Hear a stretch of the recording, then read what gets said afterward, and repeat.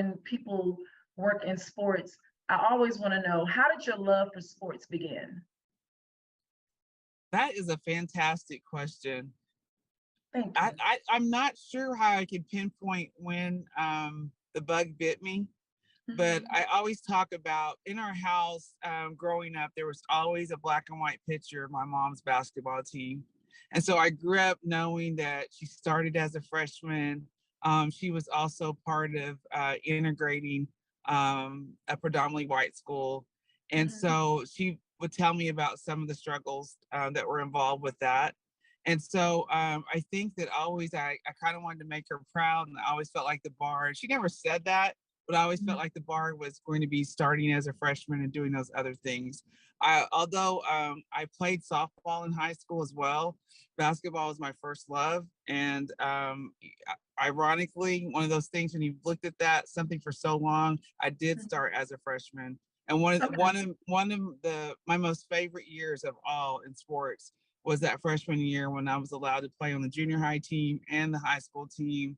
I grew up in a small Class B school.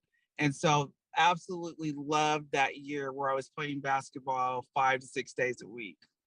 Wow, that's amazing. Yeah, and like you said, you just wanted to make her proud, even though she never said it, but you was trying to follow her footsteps, and that's pretty cool. So as I mentioned earlier, you're a Hall of Famer from your alma mater, with such honors as Player of the Week, OIC Scholar Athlete, OIC and District 9 All Conference teams, and Northwestern Ranger Queen. What amazing accomplishments. How, with basketball classes, possibly campaigning for Ranger Queen, how were you able to juggle all this and keep your GPA up? Well, it's one of those things that I absolutely loved college, and some of my friends from the Baptist Student Union, they were my sponsoring group for Ranger Queen. Okay. They talked me into it, and ironically, it's the first time that I learned that other people other people can see some things in yourself that you may not see at the time. Right. I never ever considered myself Queen material at all, and I wouldn't have had the nerve to do it had some of my friends were like, "Hey, we'll help you with the posters. We'll help you. We'll back you. You can do this. Everybody knows you," but they didn't know me in that realm. And so I don't know. That was a very eye-opening and life-changing time for me as well. So to be voted in by my peers at a PWI meant a whole lot to me. Yeah. So yeah, but I always saw myself just as a jock, an athlete, a scholar. I did see those things as me, but a queen, I never saw that. Well, you're a queen, sister. That's for sure. You are amazing. Just, researching and reading your bio, I was like, wow, she is amazing. And that's why I'm so excited that you're our very first guest. A.D. Rogers, you were inducted in the Hall of Fame in Langston in 1998. I believe 9 years after you graduated, or 8 or 9 years, is that correct? That's correct. Okay. How was that moment for you to be honored in that way? No one really prepares you. It's like when you're excited about it, and I was honored. My family was there to see me inducted, but I was not prepared for the rush of memories as you're getting ready to thank those that have played a part in your induction. I just saw the hours and hours outside playing on a grass court, the excitement when my dad built my first goal. And it was big because he actually had a welder. I had the metal pole, everything, still had a grass court. But I mean, I looked at all the hours that were spent in the backyard and that had brought me to that point. The sacrifices that my mom and dad had made. We weren't rich by any means. My mom was a school teacher. And, all of that was full circle. And I just felt grateful to God that he allowed me to experience that moment. That's awesome. That's awesome. So, A.D. Rogers, you served 4 years as an athletic director for women's sports and was selected as AD of the Year for Region 6 in 2003. Now, I never knew there could be separate ADs for women and men's sports. Could you elaborate on that for me? I mean, why was it just for women's sport? So at that point in time, we were at an NEI Division I school. And so we split the responsibilities. Part of my time, there were 2 years that the other men's AD.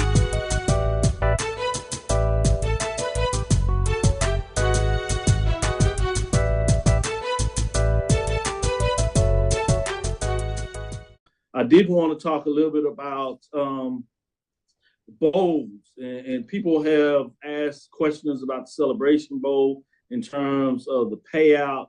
What does that look like? Just to give you updates there, you're talking about $1.2 million payout in terms of the bowls that go to the conference.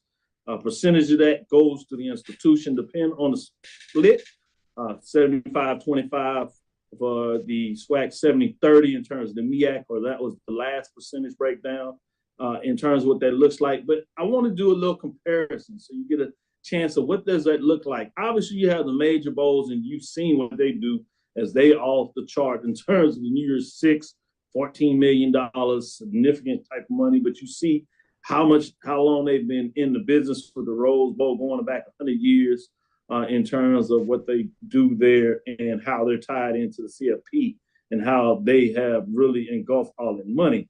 But if you look at some of the other bowls out there, there was an article that talked about the Quick Lane Bowl, really focusing on New Mexico State, which it was encouraging fans to purchase tickets.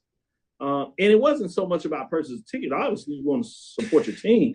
But a lot of it would maybe be at the distance that a lot of fans wouldn't necessarily travel for a 6-6 Aggies team that was playing a 6-6 Bowling Green Falcons team, if you would, coming out of the MAC all the way in Detroit. So they were asking fans to support the team that did make a bowl and purchase tickets so they could donate them to Detroit area youth. That's a great thing for the youth to get a chance to get out and see some college football. But I wanted to get into some of the money.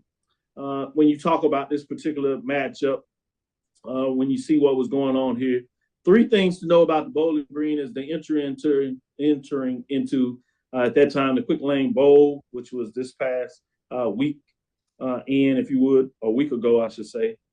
The university closed travel, cost them $400,000 travel to Detroit. When you talk about the Celebration Bowl, one thing is unique. You heard last year they got the deal with Delta, actually flew the teams in there to Atlanta, and that was at no cost to the teams.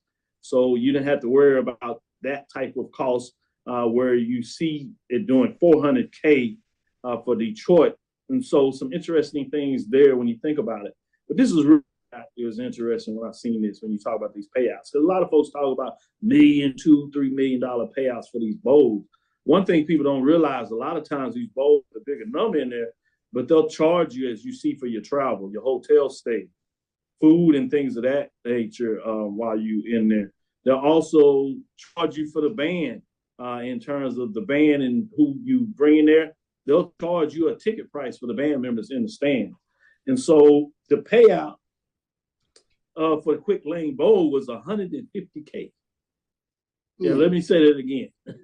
The payout for that bowl game was $150K, and which is why you see the fact that they were encouraging their fans to buy tickets, because this is where it can get a little benefit to the team. New Mexico State athletic director was quoted saying that the university will retain 100% of the revenue from the first 2,000 tickets it sells, 50% of the next 2,000 tickets, which by New Mexico wants its fan base to purchase all of these tickets, because if they did, they could recoup $420K in terms of what that means. So just to give you some indications of what's out there and why you really need to look at the contracts, or at least get some more information of some generalities of these various bowl games to get an understanding of what that looks like. So just on the surface, I'll go to you, Charles. What are your thoughts in terms of what that looks like when you see, especially some of these small?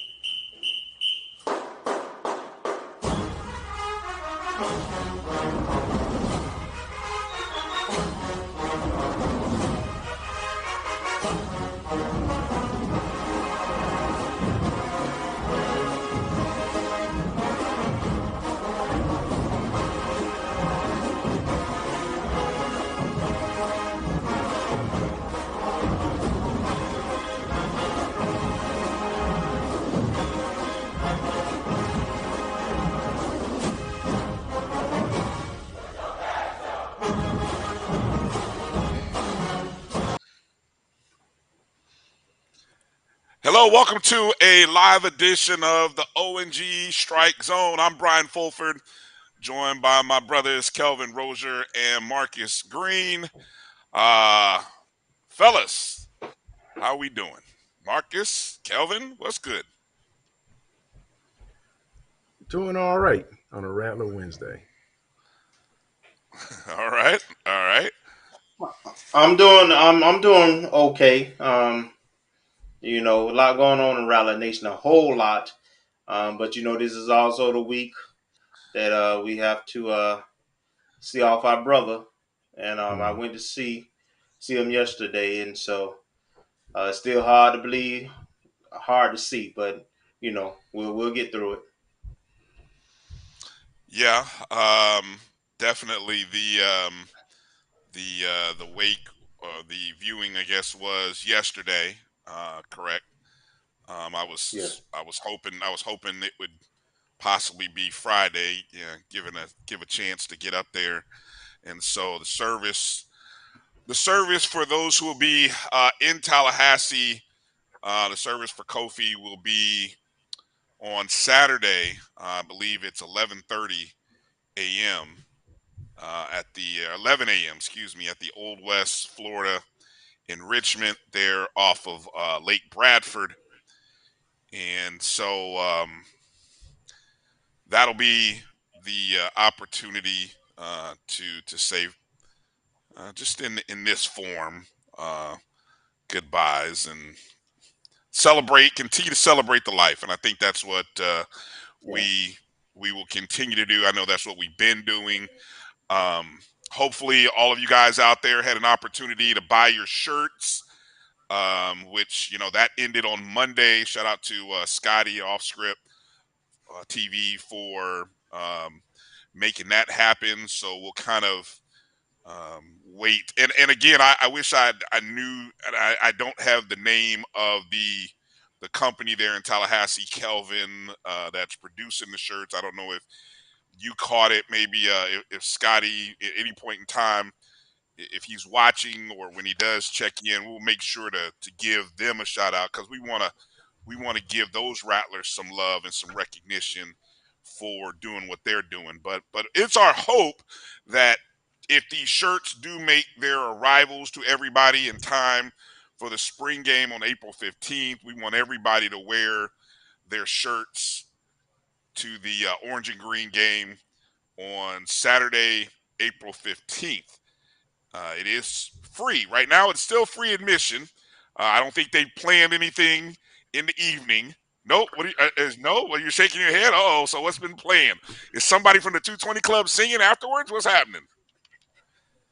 I don't know the full specifics, but I'm hearing that there will be some kind of charge or fee. And hopefully the announcement. Yes. And hopefully the announcement will come this week. Mm-hmm. Jump in, Marcus. No, AD Sykes mentioned something about that during the 220 Club, because somebody asked, and when I first perked up, I was like, "Oh well, wait a minute, did I hear what I just heard?" Well, she did mention that you can't charge for that game unless you either you choose to do something like donations, which donations are donations, or unless you are having something else around an ancillary event that you can charge for. Yes. So and if you that are was having my assumption.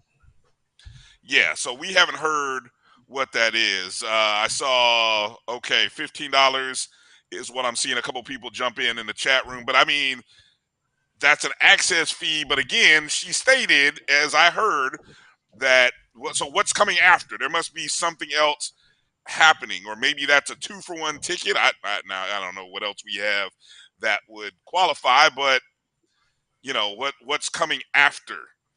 Is there a concert? Yeah. I'll try to get those details and put it out. I don't have the details right now. Yeah, so we'll talk about that. A lot to talk about. Not only, again, Marcus mentioned the 220 Club appearance today. AD Sykes, she's everywhere, man. I tell you, everywhere but here. But anyway, that everywhere she is making appearances. She's talking to people. I love that about her, that she is everywhere and she's telling information and things of that nature. So I mean, we just continue to open up the invitation, and we're here. We're here. And hopefully, my hope, Kelvin and Marcus, is that with us being in the house on April 15th, that we're in Tallahassee, she's in Tallahassee, our cameras will be live. We'll be doing, hopefully, post-game, pre-game shows. I mean, look, we're there. We're talking to anybody and everybody in the athletic department that we can to try to make it happen. Because I know you guys want to see it. We want to see it. I mean, whatever things are out there, we want to put that to bed. We want AD Sykes. We are a supporter of this and her, because she is FAMU and she is FAMU athletics. So we trying to make that happen. And Brian, I'll just say I did briefly get a chance to speak with her last week, and she is very personable, etc. Yeah, so very much so. So I have the utmost confidence that it would happen soon.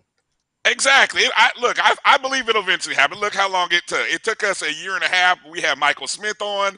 That you saw. Look, it takes a while when you get that high up the chain of command. You know what I'm saying? It takes a while. So we need to temper our expectation. I know my brother Kofi would have been like, he wanted it now. He wanted it. But we'll have to temper our expectations, and so that's what we'll do, and we'll continue to report. But she shared some great information with the 220 Club. We'll kind of talk about that today.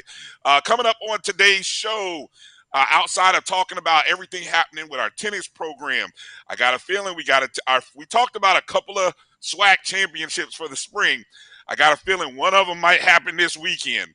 So we're going to talk about tennis. We're going to talk about bowling. We're going to talk about baseball and softball, spring practice, track and field. Mm-hmm. So it's a busy time, a lot to talk about. Coming up. I saw that they had a golf match in California. Out in California, yes. So wow. we gotta mention all of them. And coming up at the bottom of this hour, we're gonna talk to Nailah Clarington, who became a viral sensation. Now, this is people talk about why ESPN, right? And I'm just gonna I want you to take note of something, okay? And we talk about the power of ESPN, and I know there's back and forth that people have issues with ESPN for many reasons, right? But when ESPN gets a hold of your stuff, all of a sudden it becomes a thing, right? This viral video that Nailah, and she's a cheerleader, FAMU cheerleader, who was mic'd for a game. And, look, we'll talk to her, but I mean, she had some great smack talk during that game, right? I mean, it was epic. So we're going to get a chance to talk to her, but she's gone viral all because ESPNW, I think they were the first one to catch hold of it and put it out there. But I'm going to give I'm going to give the shout out to Josh Padilla and FAMU Athletics, because a month earlier, they dropped that same video clip on FAMU Athletics. And I died laughing when I saw it. I mean, look, we tried to retweet it. We don't have as many followers as ESPNW. I mean, but so a month later, somebody at ESPNW got a hold of it, tweeted it out, and all of a sudden it made the rounds, and now it's gone viral. Isn't that crazy? But I don't know. Shout out to Josh Padilla, FAMU Athletics, Communications and Marketing, for putting that together. And so we'll talk to her, and then in the top of hour 2, we'll talk to Coach Dione Desir, who is the head boys basketball coach at FAMU High, FAMU DRS. She's a Godby product, a Godby star. Went on to help Godby win a state title, I believe, and then went on to play at USF. And then she came back home and she is a trendsetter. One of the few female women that are coaching a boys high school program. And I think there might be a couple there in Tallahassee now, but she's definitely a trendsetter. And so, of course, this being Women's History Month, or we gotta give a shout out to the ladies and the FAMU women who are doing big things. And so, we'll have Coach on as well. So let's kind of go around the horn. Kelvin, what do you want to get to? What's on your mind as we get the show started? I want to start off with baseball since we were in first place and undefeated Hey, in the SWAC. hey. All right, all right. So I gonna get this out of the way. We did play one of our midweek games against Troy again, and we took it on the Oh chin boy. again. Just like, but we understand how those midweek games are right now. We focus more on the conference slate, and we are undefeated. Man, I was able to go to the Alabama A&M game on Saturday. The games was over so quick though on Friday and Sunday that by the time I was ready to go out there, it was pretty much done deal, right? We scored in double digits all three games. Yep. I think all of them in it within the 7 innings, I believe. The Um, first two, the first two did. Yeah. it was complete domination, man. We had, of course, a baseball player who was the SWAC Player of the Week. Yep. He had like 4 home runs. Jamichael Bastardo. Yep. Um, 643 for the series. Uh, on base percentage, 545 batting average, 10 RBIs, 4 home runs. That's one Yep. weekend, 3-game series. It's So crazy. of course, he was deserving, and of course, we were undefeated in SWAC East. So, and Alabama A&M actually came in fairly decent with SWAC competition. I think they had lost they had beaten Jackson State. I want to say 2 of 3, and they lost to Bethune 2 of 3.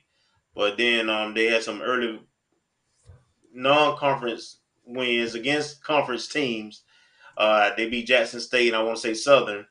So they came in as a competitive team, but they were not competitive with us. And the biggest difference I saw is our offense. Our hitters, we can hit against anybody, um, and we have a true number one pitcher, which I think they got shut out that first game, 16-0, Yep. something like that. Yep. And Yep. and what hurts Alabama A&M is that they just don't have pitching. They're decent hitting team, but they just don't have the pitcher. So, but their coach is very animated. I'm surprised he don't get kicked out of the game more because it like he constantly is needling the refs. And I remember him from last year. He's constantly always complaining and he's kind of obnoxious and overly aggressive. But I guess that's his nature. They know him, so they give him some leverage. But Hmm. anyway, we got to see they're a strong competitor to win SWAC tournament. Hopefully, everybody stay healthy. But if you get a chance to watch this team play, you go. Hey, they must see TV because they can hit the ball. Yeah. Kenya Sykes said, "Did you say 643?" Yes.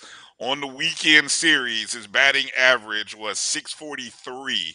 On the season, he's hitting 543. So yeah, that's pretty impressive. Marcus, what do you want to add? You want to add anything regarding baseball? I do have a question though. I was looking at the SWAC standings, and I know we're 6-0, we're undefeated. But I'm trying to figure out why the games we didn't play, the games we played in the Atlanta Classic or the HBCU Classic where we played SWAC competition, why aren't they counting in the standings? Um, I I th- would I think those were already I would predetermined. I guess. think those are predetermined, right? Well, I would guess those are they were tournament or they count as games, but they didn't count as conference games because they were part of we played Southern and whatchamacallit in the Andre Dawson Classic. They were Classic. Southern And and then we Prairie, played matter of fact. Grambling and then we played Grambling in that Lucas Gar Classic. So so they don't count those classic games as conference games, just regular games. Okay. And take note of this. Take note of this. You mentioned the fact that we already played Southern and Prairie View A&M, two teams that we did beat. So, by my count, now we didn't sweep Grambling. We beat Grambling 2 out of 3 in that Gar Lucas Classic. We should have swept them. We was up 12-0. I'm counting that as we just gave up. Yeah, we should have. But it should be noted, Prairie View we beat 6-4. The only other undefeated team in SWAC play is Prairie View. Now, this is early. These are just the first 2 weekends of the SWAC season. Okay, so the SWAC season is only 2 weeks old, but Prairie View is 6-0 in conference play. Now, they're like 8-16 overall. So juxtapose that against what we've done, where we are 12-13. Now, coming into this contest, also, I'd be remiss if I didn't mention the fact that FAMU comes in as the #1 rated team in the Black College Sports Network top 5 baseball rankings for Division I. So, now that is a computer generated ranking, not a poll. I think we're not top on the Black College Nines, which does a poll every 2 weeks. I think we're somewhere in the middle of their poll, so it'll be interesting to kind of see where things happen, where things fall. But in terms of the computer rankings, and AD Drew kind of helps push in numbers, and the computer spits out who's 1, 2, 3, 4, and 5. But the Rattlers came in #1 this week, slightly ahead of guess who? The team that we play this weekend in Daytona Beach. Yeah, slightly ahead of Bethune, who they are sitting at 5-1 in the conference, 14-11 overall. That is going to be a huge matchup. Huge matchup this weekend, and we'll talk about that a little bit later, because I got a great text that I'll share with you guys a little later in the show about that game. And so if you're in the area and can get out to Daytona Beach, I think that's Jackie Robinson Stadium out there in Daytona Beach. Yeah, that is a beautiful ballpark. If you can get out to that ballpark, that is going to be a great series and a great opening night series on Friday. So we'll talk about that a little bit later. Marcus, what's on? I want to get to you with what's on your mind before we get out of this opening segment. Well, I'm kind of enthralled by our softball team, just what they're doing. And I was hanging on the thread watching YouTube this weekend, and we dropped 2 close ones to Alabama State. I think it was #1 in the SWAC East for the softball. But we had them. We're down 1 run. We had a 5-0 lead on the second game of the doubleheader, and they chipped away and broke through. And then we had some folks on base. So it was a 7-6 loss there, and we lost 5-4 on Friday. And it looked like we gave up a run in the bottom of the 7th. So we were very close to perhaps even taking over first place, because instead of 5-4 in conference, we would have been 7-2. So they're getting there, and they're playing with the top team in the division. So I'm just looking forward to them just knocking it out. And they had a game today against Mercer, and they won that game out of conference 3-2. Right. Bases loaded, walk, RBI in the bottom of the 7th. If I saw your text correctly, and I looked at the stats, I'm looking at the box score here online.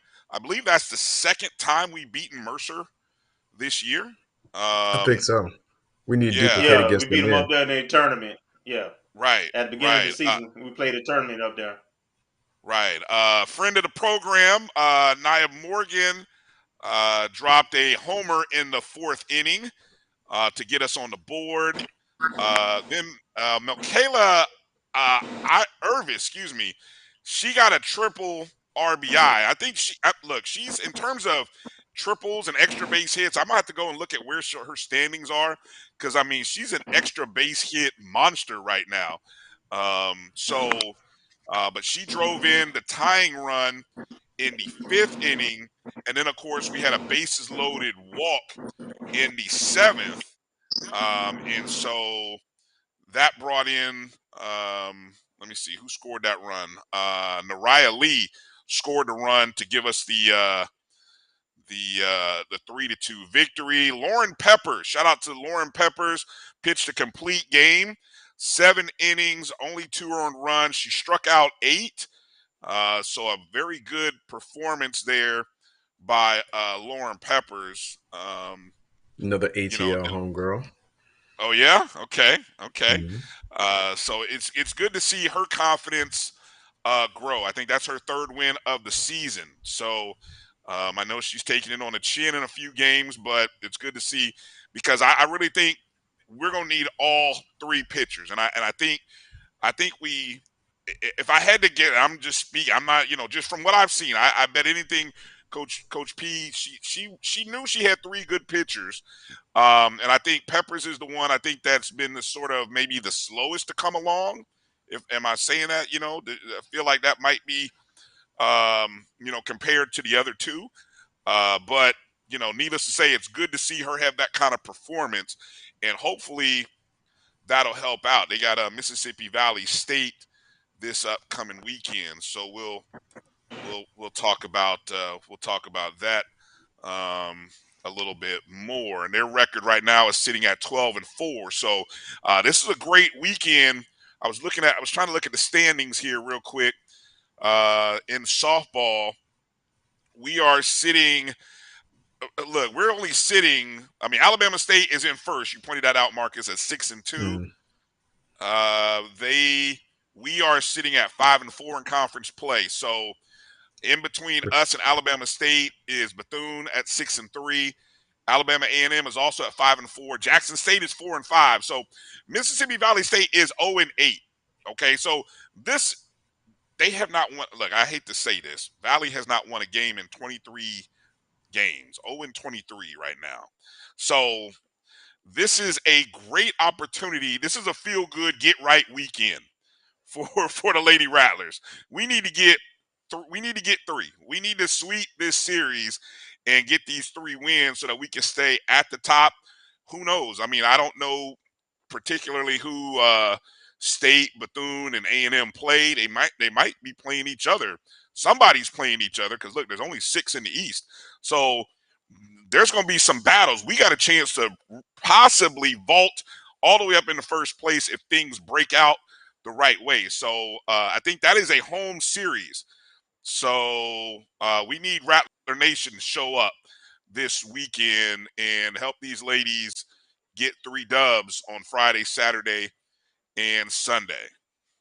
Anything you want to add there real quick? Did we mention about Janae Mobley being the hitter of the week? Go ahead. I did not. Go ahead. Mention it. Yeah. She was the SWAC hitter of the week. 6 hits and 11 at bats, 4 RBIs, and slugging percentage of 727, on base percentage of 583. So congrats to her. Yes, indeed. Before we go to break, just want to remind everybody there's still opportunity for you to donate to the family of our brother, Kofi Hemingway. You can do so. There is a GoFundMe page. You can simply go to GoFundMe.com. Just do a search for his name, Kofi Hemingway, and there's an opportunity there. You can also make a contribution if you're able to do so via Cash App to the family, via his wife there. That's the Cash App symbol, AK Hemingway. And again, every contribution helps. Believe that. Every contribution helps in some form or fashion. And I know from people I've heard, whether it be Vaughn or others, that it is really appreciated, and I hope we just continue to retweet and share the love, because there was a lot of love there with Kofi, and so we need to keep that memory alive and keep that spirit alive. Let's take a break, because on the other side we're going to talk to Nailah Clarington, our FAMU cheerleader that runs a mean smack talking game there on the baseline. So we're going to talk to her in just a moment and find out what it's like being a viral star. You're watching the ONG Strike Zone. We'll be back in just a moment.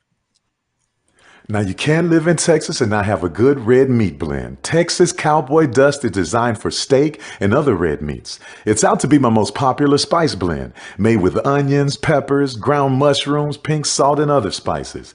Texas Cowboy Dust also goes great with chicken, pork, vegetables, and adds a restaurant quality sheen to gravies and sauces.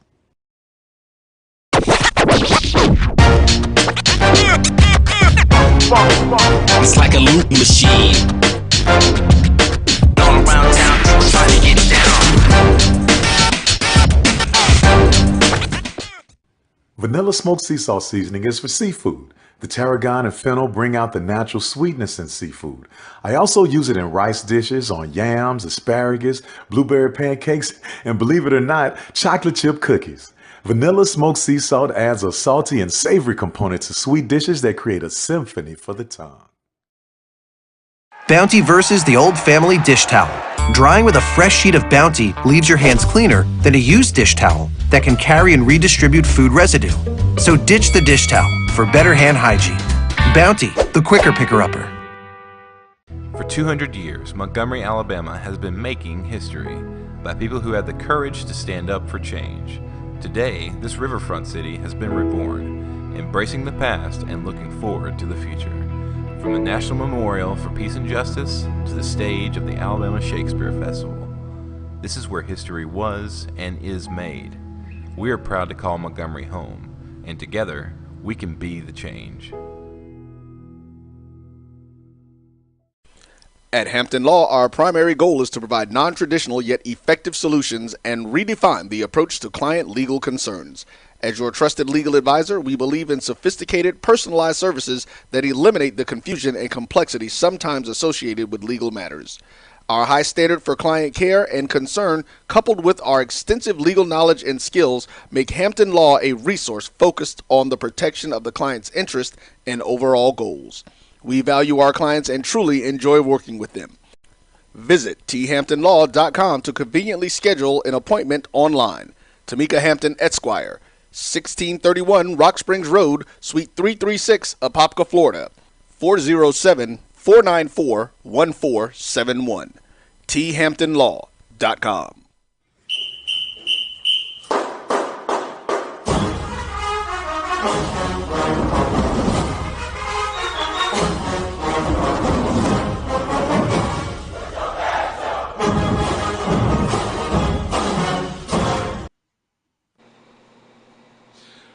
All right, Rattler Nation, welcome back to the ONG Strike Zone. Brian, Kelvin, Marcus here, and joining us is one of our FAMU cheerleaders, the viral sensation that she has become, Miss Nailah Clarington. Nailah, how are you doing this evening?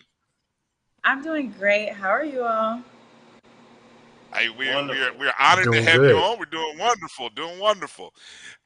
So let's kind of start a little bit. Before we get into all the stuff about the video, let's talk about you. Let's find out about you. So why don't you tell us where you're from, what your major, what you're studying, how long you've been part of the cheer squad. Okay, so greetings everyone. My name is Nailah Clarington. I am a fourth year pre-physical therapy scholar at the illustrious Florida A&M University. I am studying pre-physical therapy and I'm graduating this May, so congratulations. And thank you. I'm originally from Miami, Florida, but I've lived in the metro Atlanta area for most of my life. Conyers, Georgia. Okay. All right. And I apologize, Nailah, for not saying your name correctly. Feel free, especially off air. Go ahead and correct people, especially when we're off air. I didn't have anybody give me the pronunciation, so I apologize. Nailah Clarington. Make sure and get that right. And so, you've been with the cheer squad. Were you cheering in high school? Kind of give us a little background at coming to FAMU and cheering and that. Okay, so I've been cheering since I was 3 years old, and I've cheered every single year of my life since then, whether it be like rec cheer or basketball, football cheer. I did cheer all throughout high school. I also did all-star or competition cheer for a good amount of years, and I've been on the FAMU cheer team for 4 years. All right. So there's a moment where I think the most honest moment in the entire viral clip is where you said, I think it was after a backflip, where you said something about, I'm getting too old for this. And that felt so real. So, I mean, now I understand now when you talk about you've been cheering since 3. I feel, well, I don't feel it because I've never, I mean, I wish I could do a backflip, but anyway. So yeah, I felt that one. Go ahead, Kelvin. Ask some questions there. Yes, so my back really do be hurting on them sidelines after all those tucks, those flips. It's standing up for a long time. Even though I love it, it comes with its aches and pains after the game. My feet are sore, my back hurts. I feel like I'm really getting old out here. Wow. To be young, to be young, to be young. I know. Okay, so what I want to ask you about is how did this whole thing even come about, right? You were so natural and honest on camera, and I think that's what also translated well as just being funny, man. Some of your stuff was just classic smack, man. It was awesome for me. But so tell me, how did it come about? Did you volunteer to do it, and then once you were Mike, did you even realize that you were Mike, and you were conscious of it, or you were just being naturally you, or what? So, my good friend Sydney, who is a content creator for FAMU Athletics, she sits right by the goalpost for me for almost every single game. So she hears all of the smack talk that we do throughout every game. So she heard it and she asked, "Hey, I would like to mic you up one game."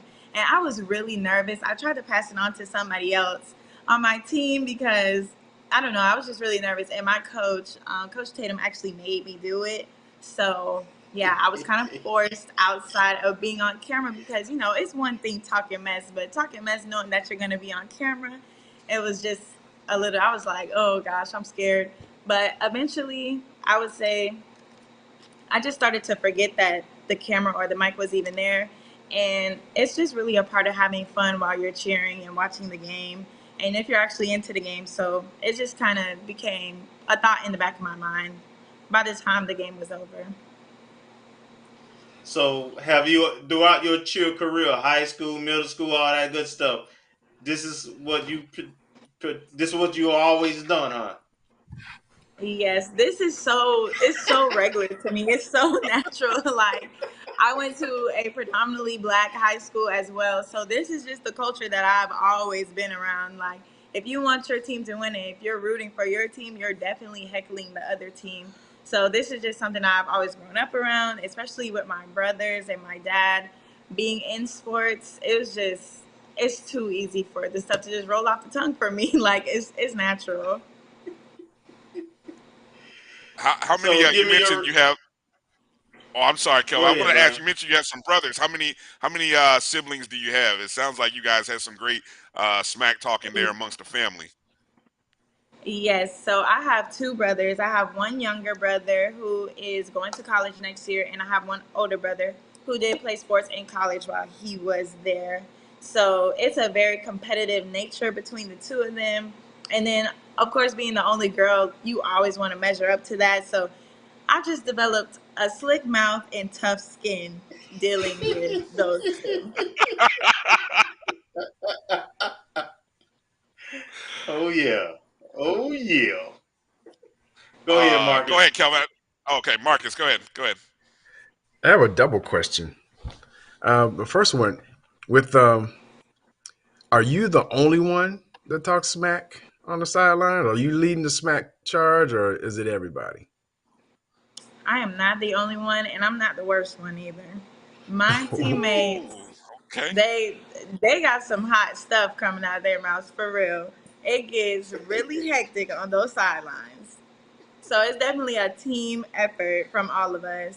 I just happened to be wearing the mic that day. Oh, okay. Y'all be looking all sweet on the sidelines, like, oh yeah, just cheering and doing a pom pom. I didn't know it was all like that. Have y'all ever? The second part, have y'all ever drawn a technical from a player or coach with your smack talk? Oh, no. We are very, very nice to the refs. The refs love us. They would never give us a technical. No, not you. Have you ever gotten the opposing team? I'm sorry, I didn't phrase it right. Have you ever gotten the opposing team so riled up that they got a tech called on them? No, I haven't. Unfortunately, not yet. Not yet. Not yet. Okay, yeah, it's coming. Hopefully. Right, Brian. I loved how you, in talking to the referee, and I heard you maybe talk about this on other interviews you've done, but in terms of talking, the interaction with the referee was hilarious because it was like, you had said some things like, I wouldn't let him talk to me that way. How you it's like, Mr. Ref, how you gonna let him talk to you that way? I mean, and imagine for a second 5, 6 other ladies on the sideline telling the ref. I mean, you talk about emasculating. At some point for that referee, he's going. I mean, talk about that interaction there with the referee. So the coach had really been calling that specific ref out the whole entire game. And just in that moment, he had said something very, very slick, very disrespectful, something like the ref couldn't see or he's not doing his job. And I was like, ref, like, how long are you going to keep ignoring his comments? You can't keep letting him talk to you like this. This is your court, ref. You got the rules in your hand right now. Come on now. He getting a little bit out of pocket. So, just a little talking to the ref here and there. And he actually spoke back to me, and he was like, he don't mean no harm. And yeah, it was a little funny moment between us two, but it sounded like harm to me. That's why I say he needed to take. He was really getting out of pocket. So talk. Go ahead, Mark. Let me ask this, Brian. Sorry. Yeah. So talk to me about the reaction that this video has gotten, and the attention, and how do you process all this? And did you have any idea? Did they even tell you that they was releasing the video and everything? And just what's your response to how it just went viral? So yes, they did tell me that they will be releasing the video. I was speaking with Sydney the whole time. She's really so nice, such a great content creator. And she made me feel really comfortable. She let me see the video before it went out because, like I said, I was very nervous beforehand because when you're in the game, stuff just be flying off the tongue. And I was a little bit nervous for people to kind of see that side of me at first. But she let me see the video and it was posted. And once I saw that the FAMU Athletics page, it did really good on FAMU Athletics, I felt a lot better about it. And then all of a sudden, I just got a DM that said that Sports Center would like to post the video.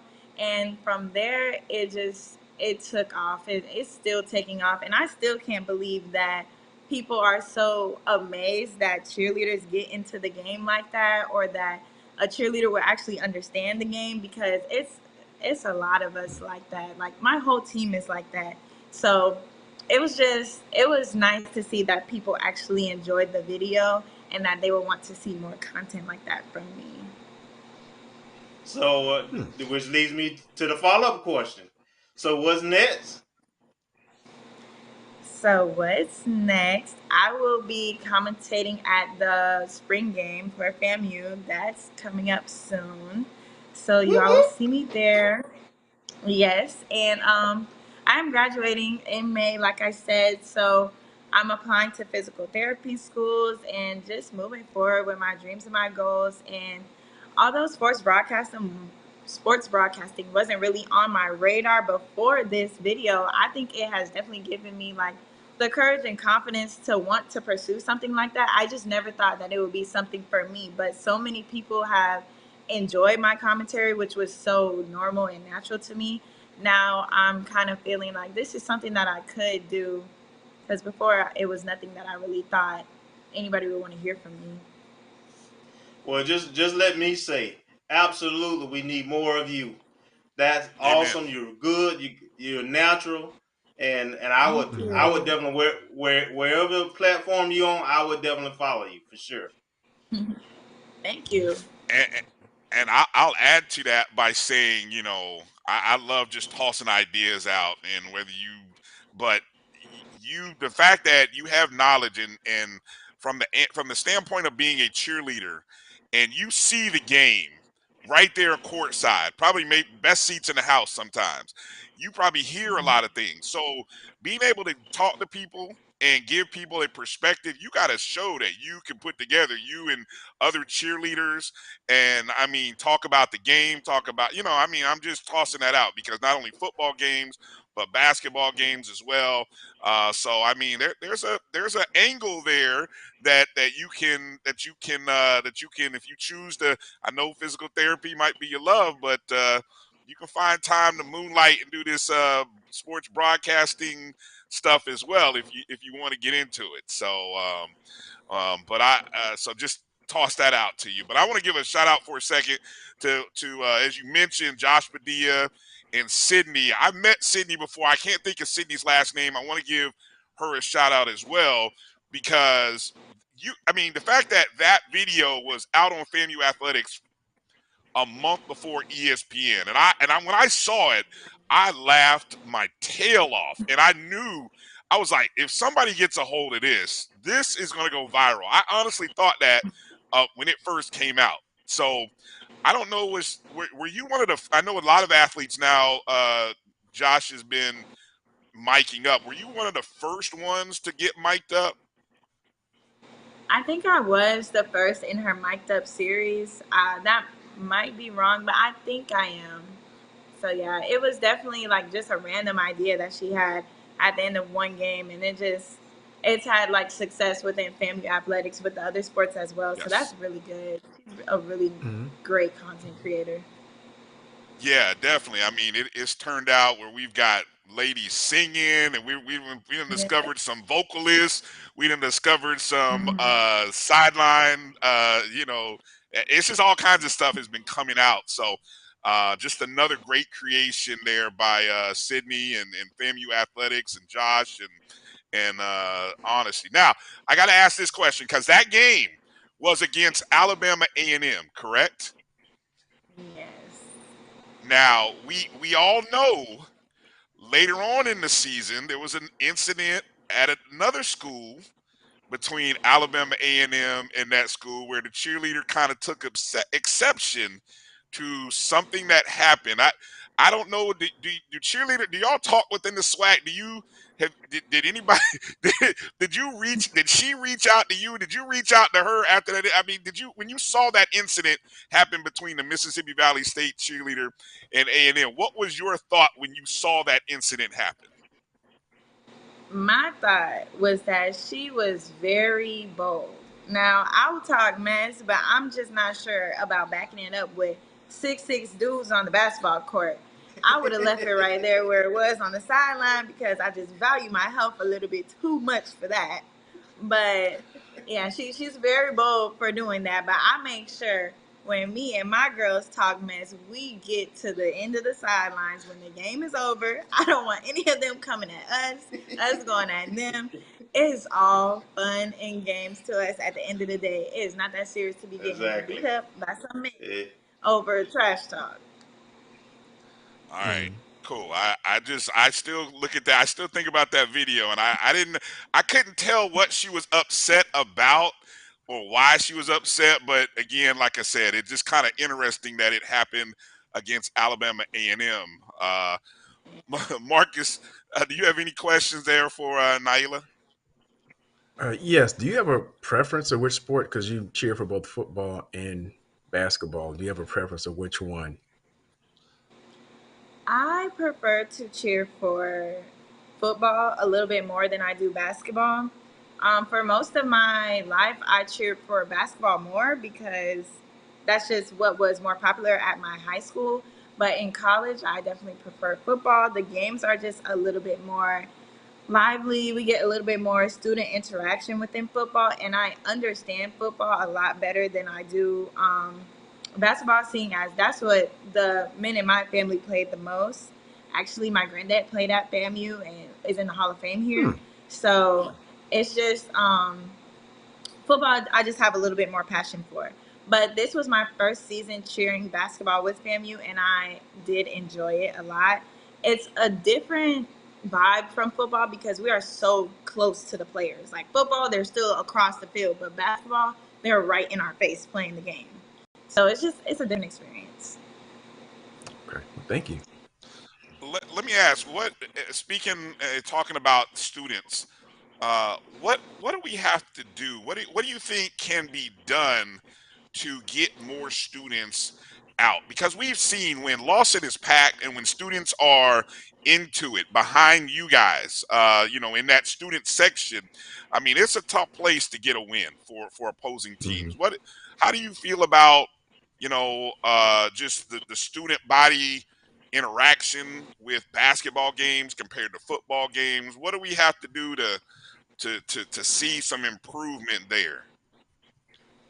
So I personally have never seen a packed out Lawson for a basketball game, which is kind of disappointing for me because it's such a beautiful arena. I would love to see that energy come transfer from Bragg to Lawson.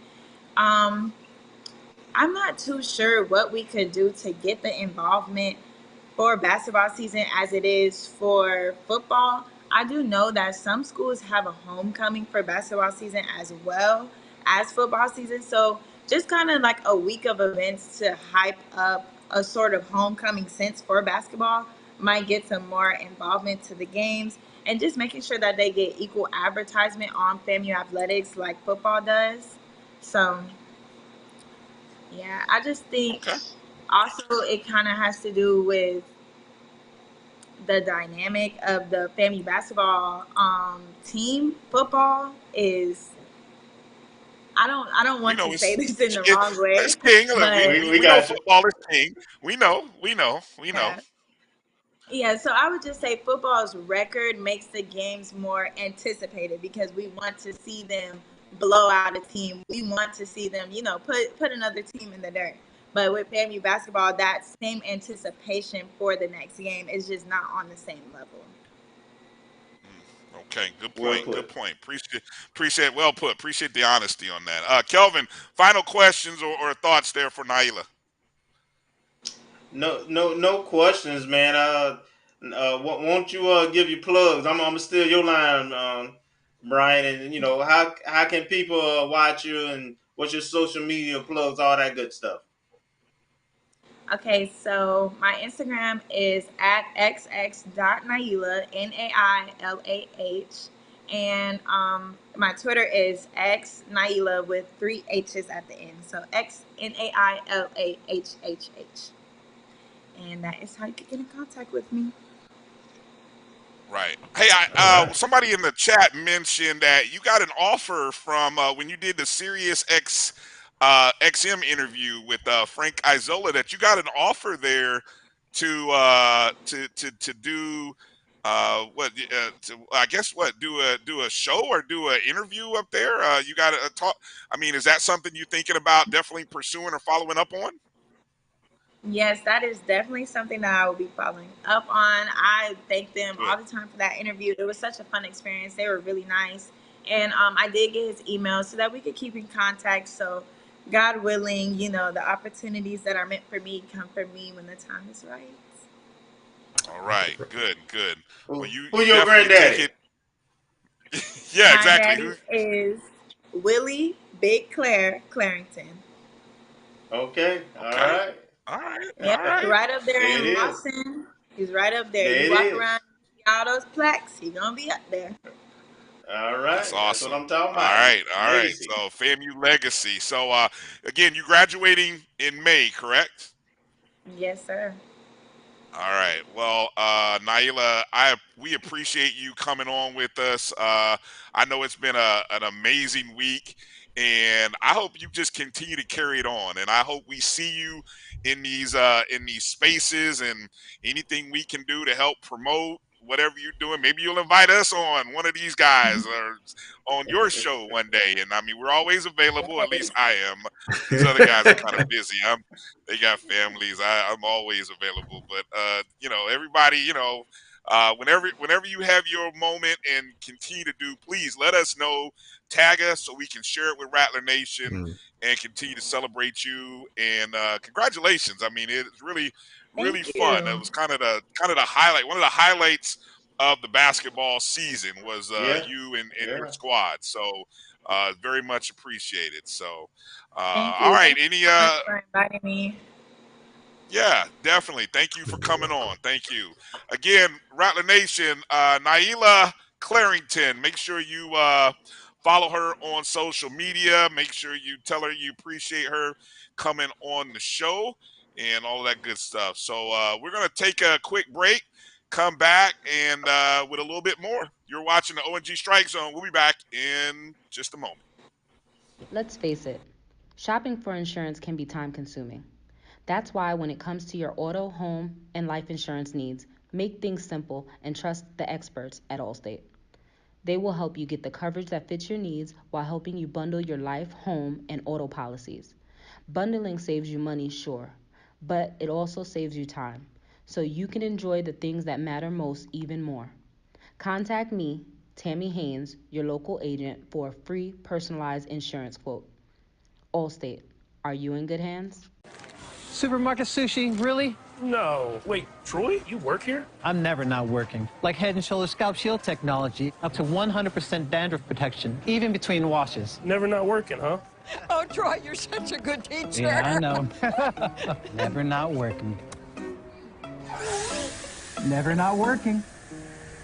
Never ever not working. Are you serious? Never not working. Dandruff protection that's never not working. Head & Shoulders Scalp Shield technology. Itchy, squirmy, scratchy, family not getting clean? Get Charmin Ultra Strong. Go get 'em! It just cleans better. With a diamond weave texture, your family can use less while still getting clean. Goodbye, itchy squirm. Hello, cream bottom. We all go. Why not enjoy the go with Charmin? Oh, that spin class was brutal. Well, you can try using the Buick's massaging seat. Ooh, yeah, that's nice. Can I use Apple CarPlay to put some music on? Sure, it's wireless. Pick something we all like. Okay, hold on. What's your Buick's Wi-Fi password? Buick Envision 2021. Oh, you should pick something stronger. That's really predictable. That's a really tight spot. Don't worry, I used to hate parallel parking. Me too. Hey. Really outdid yourself. Yes, we did. The all-new Buick Envision, an SUV built around you, all of you.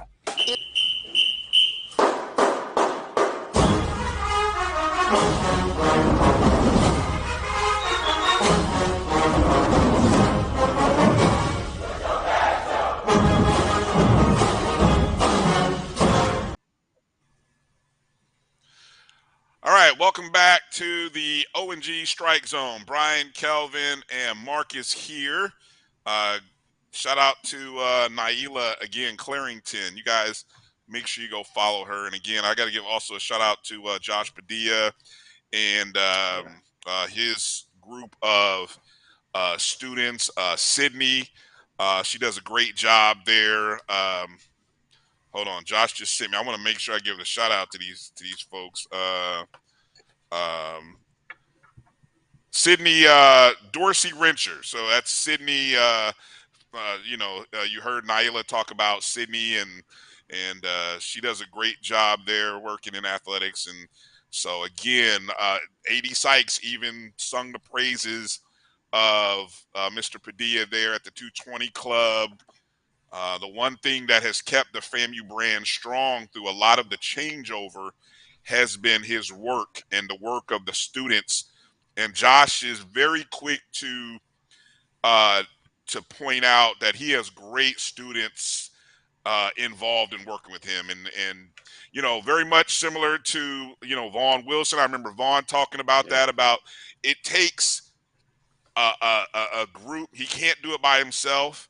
And so when you get these students, and that's what we keep telling these schools out here, you've got hundreds of young people at your disposal that want to be involved, that want to be engaged with athletics.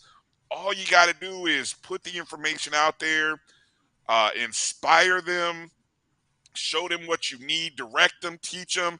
And man, these young folks will come up with great ideas, and they will turn uh they'll create magic for you if you give them, if you just inspire them a little bit. So FAMU is a great example of that, and I hope we just continue to keep that going in so many places. All right, let's talk.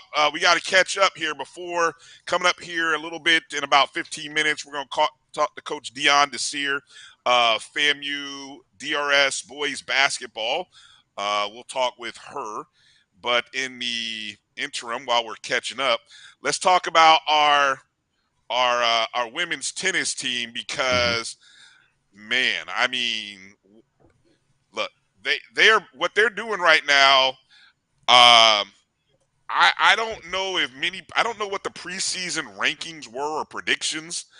I don't know if very many people predicted them to do what they're doing. But they're having a great season. They shut out Southern this weekend in Baton Rouge. They were supposed to play Xavier, which I'll tell you, Xavier has a great tennis program and a great tennis team. I would have loved, I don't know why that game got canceled or postponed. I guess canceled, probably the better word from what I saw, but that would have been a great match to see, us go up against Xavier.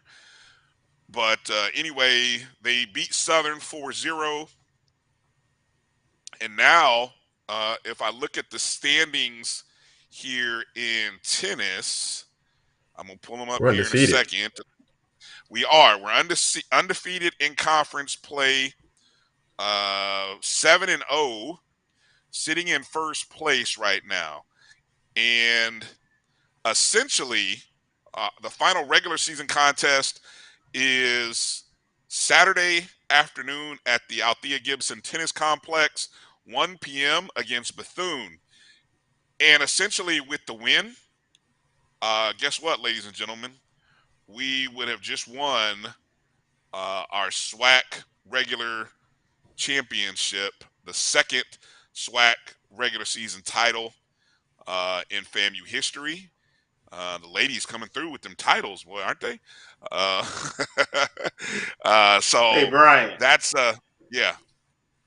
Here's another good thing about this team. You got They're a young.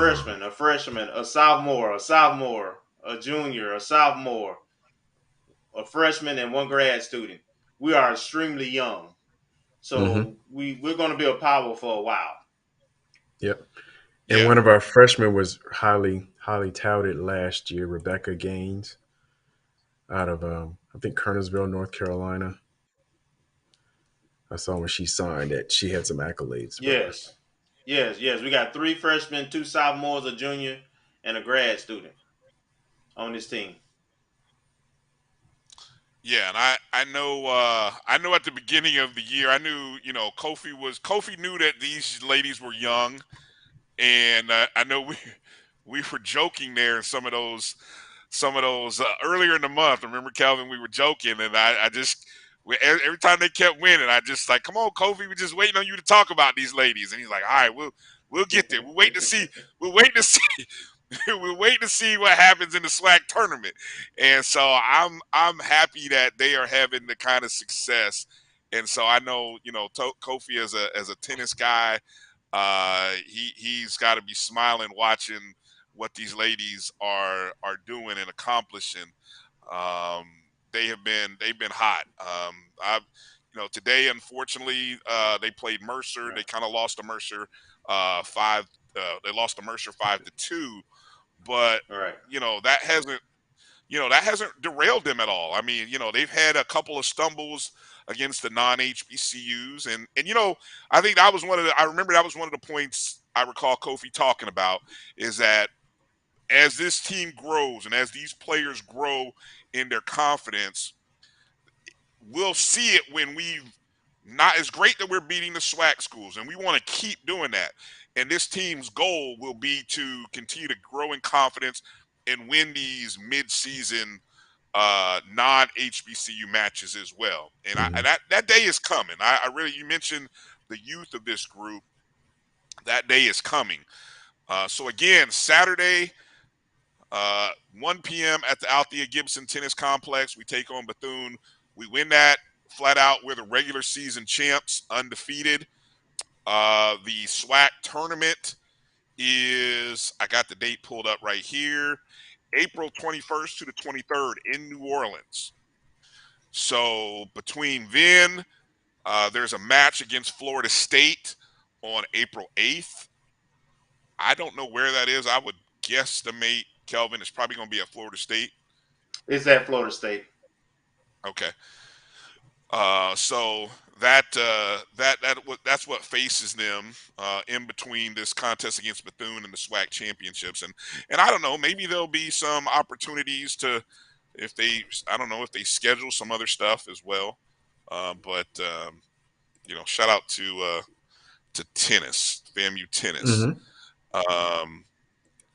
SWAC does have co-champs. Okay, so I saw a note here from Josh that says the SWAC has co-champs in the in tennis.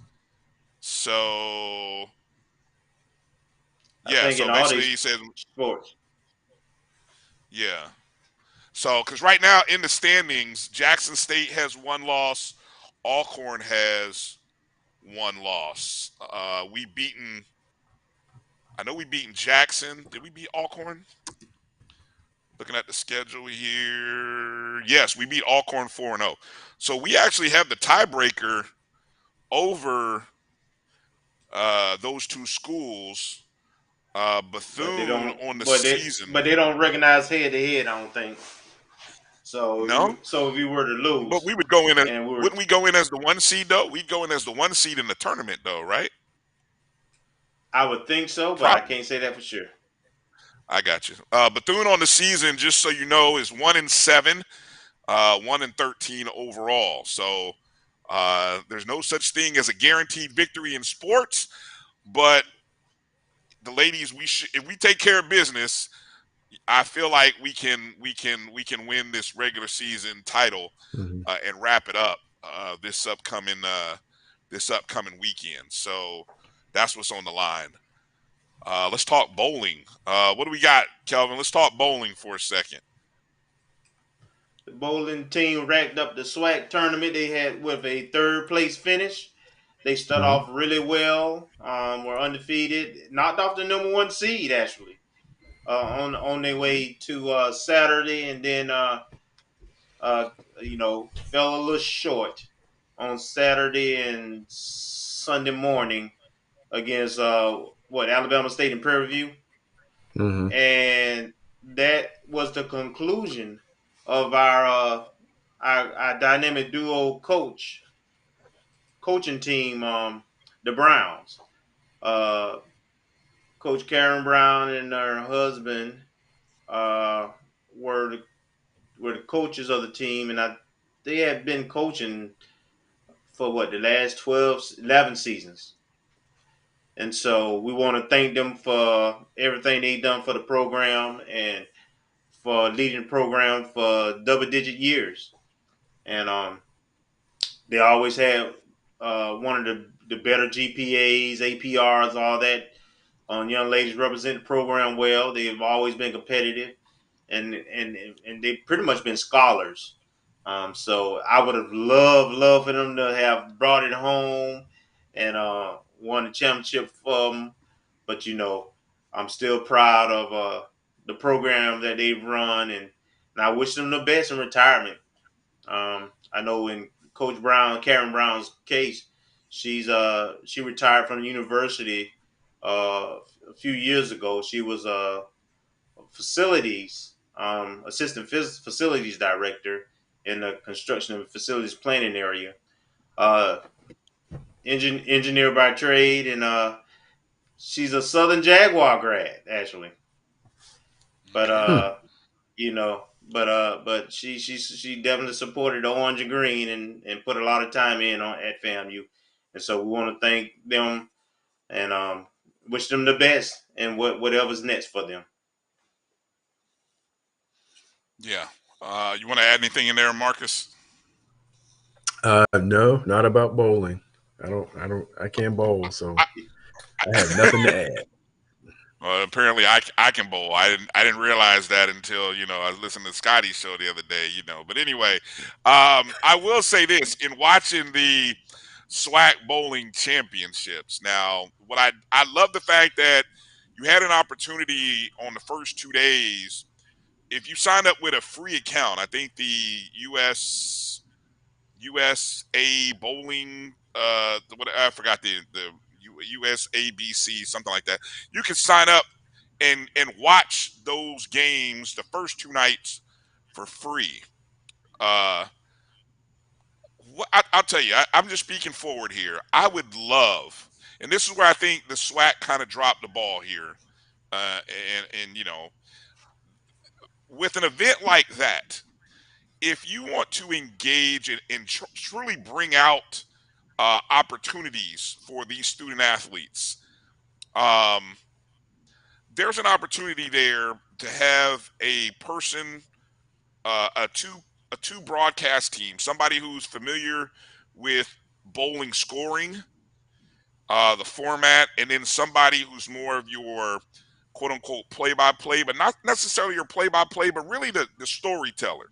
Somebody who can tell information about these student athletes and just describe what we're seeing, because a lot of times it was hard to see the score from the video viewpoint.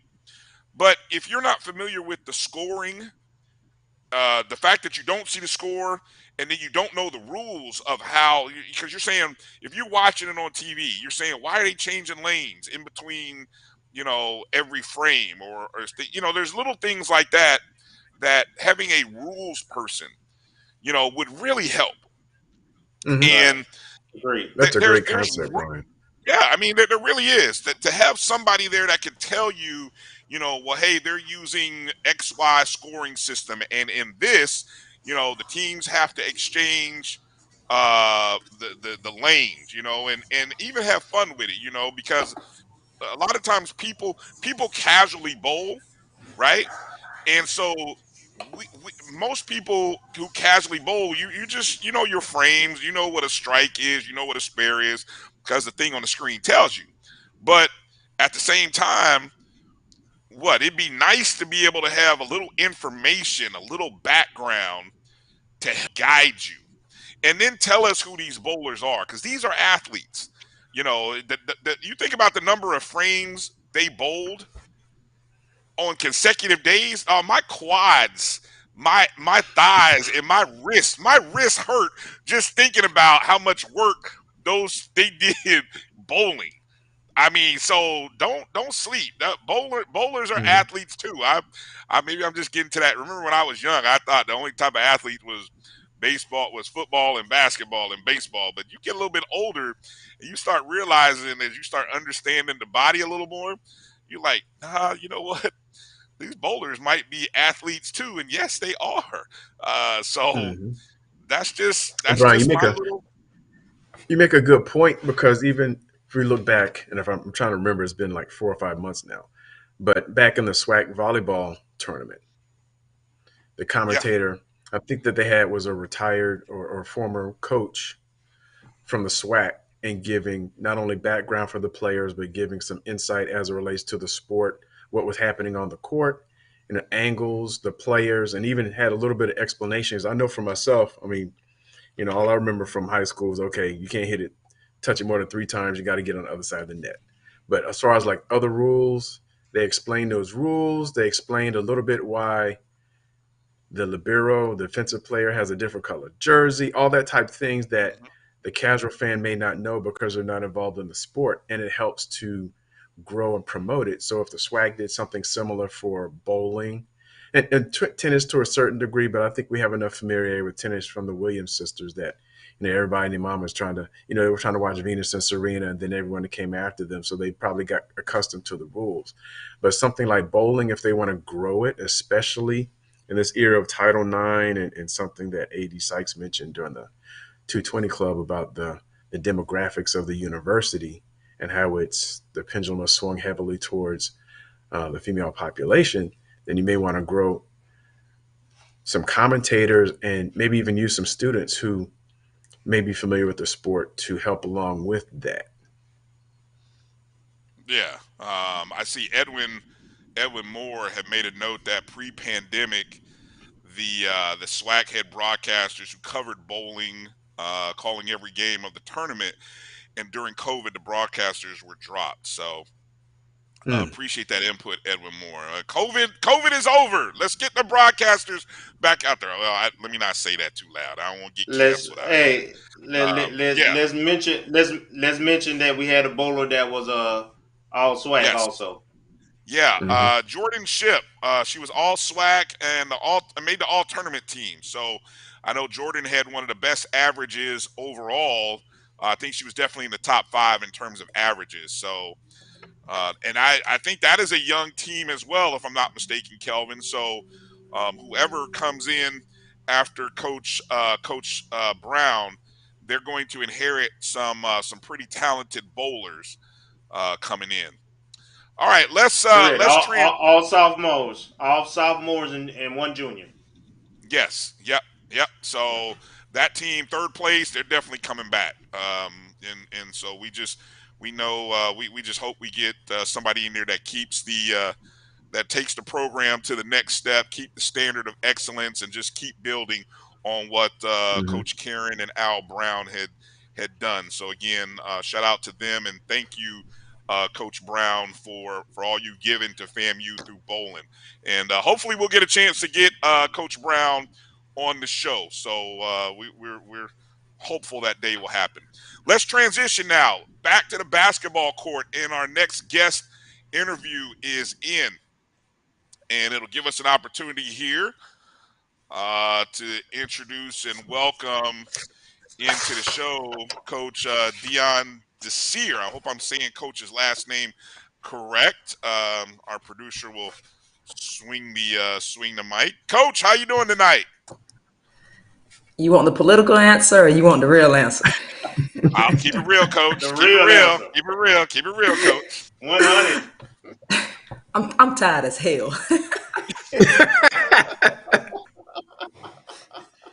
Hey, well, okay. Hey, I love the honesty. Thank you, Coach. Love the honesty. I hope I said your name correct. You did. Okay, so good. Okay, so let's start with a little bit of your background, because you are a Tallahassee native, a Godby product. You led Godby to a state championship. Then you went to South Florida, I believe, if I got all the background info right from what I read. Talk about going from being a player into coaching. Give us a little background for those who aren't familiar with you. Give us a little bit of the background there.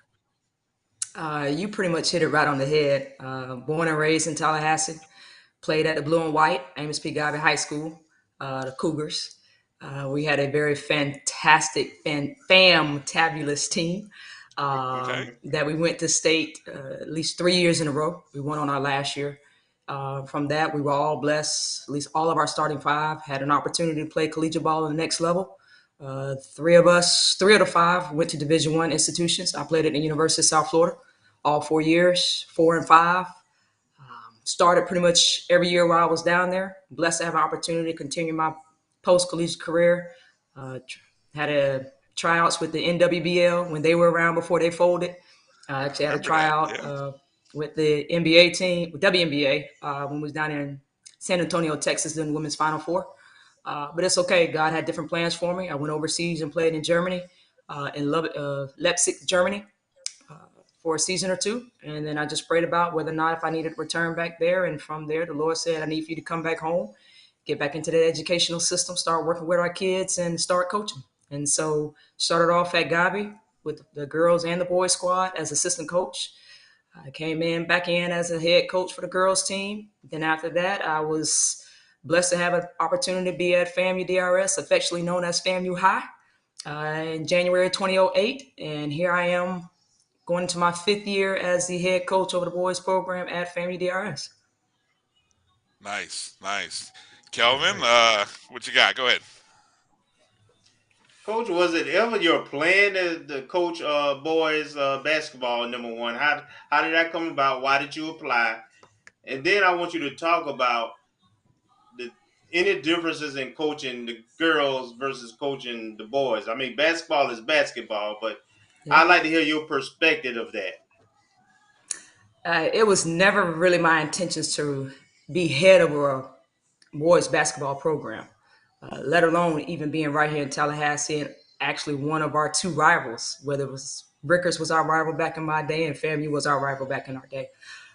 It wasn't until the last day that they had applications for the position at FAMU DRS. And I really wasn't going to put my application in, but I had a lot of people saying, Coach, you should do it. You should try it.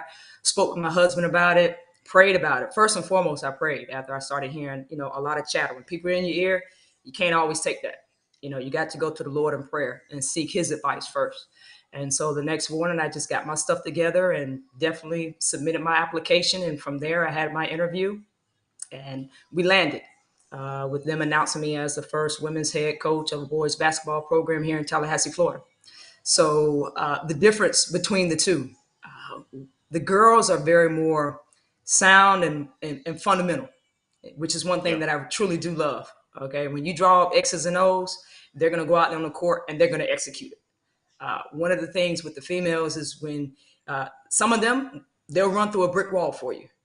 Others, they'll run real fast and they say, I'm not about to hit that brick wall, But with the guys, you have it to where they're going to dive on the floor for a loose ball. They're going to be a little bit more aggressive in the game. But when it comes to the fundamental skills, they just don't have it like the females do. They have the athletic ability to be able to jump, to dunk, things of those nature that you have some females that are able to do, but most of the time your guys are going to be able to do that. One of the troubles that I find out from at least coaching as a head coach in this program, when you draw up the X's and O's for the guys, they see it and they nod their head, yes. And then they go out on the floor and they do something totally different from what you drew up on the board or what you're trying to tell them. So I see that's a trend with guys to where they'll utilize their athletic ability to execute what they thought they saw on the board, but that wasn't really it. So you have your pros and cons in coaching females versus coaching the guys. So out of the two, it's hard to determine which way you want to go, but I really do like coaching the guys right now. Okay, awesome. Go ahead, Marcus. Good evening, Coach. I wanted to ask you, what has been your biggest challenge and what has been your biggest surprise or source of joy over your tenure as coaching the boys at FAMU DRS?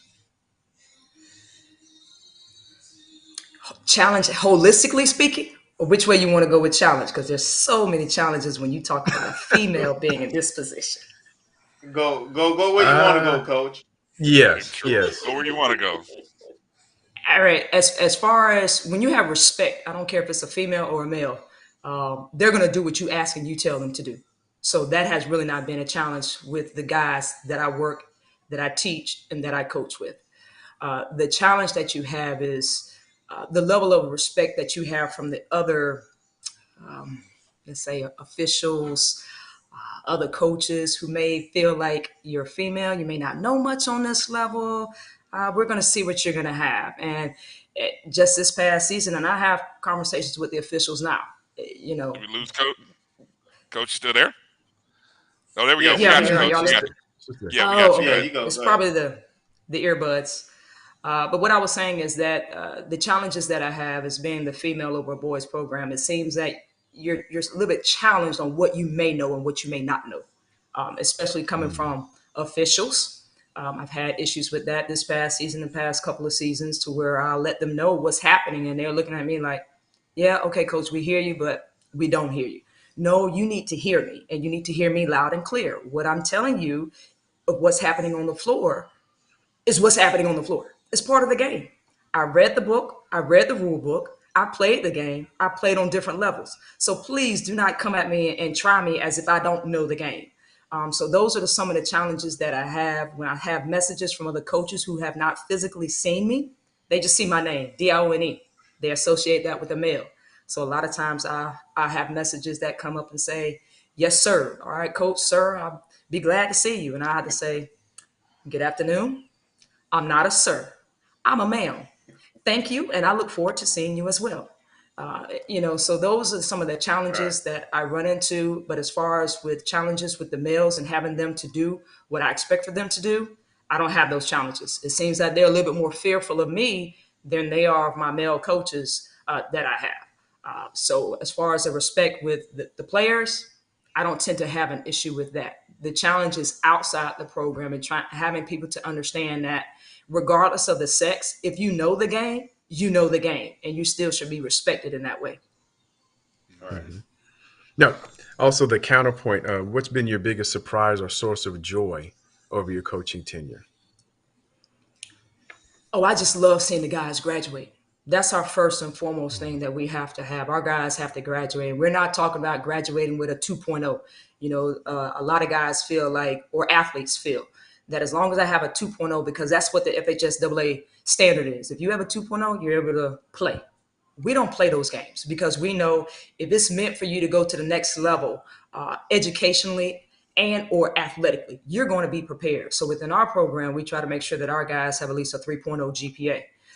So the joy that I have is just seeing how the guys, if they had a low GPA coming in, buying into our program, our philosophy, they understand that academics come first.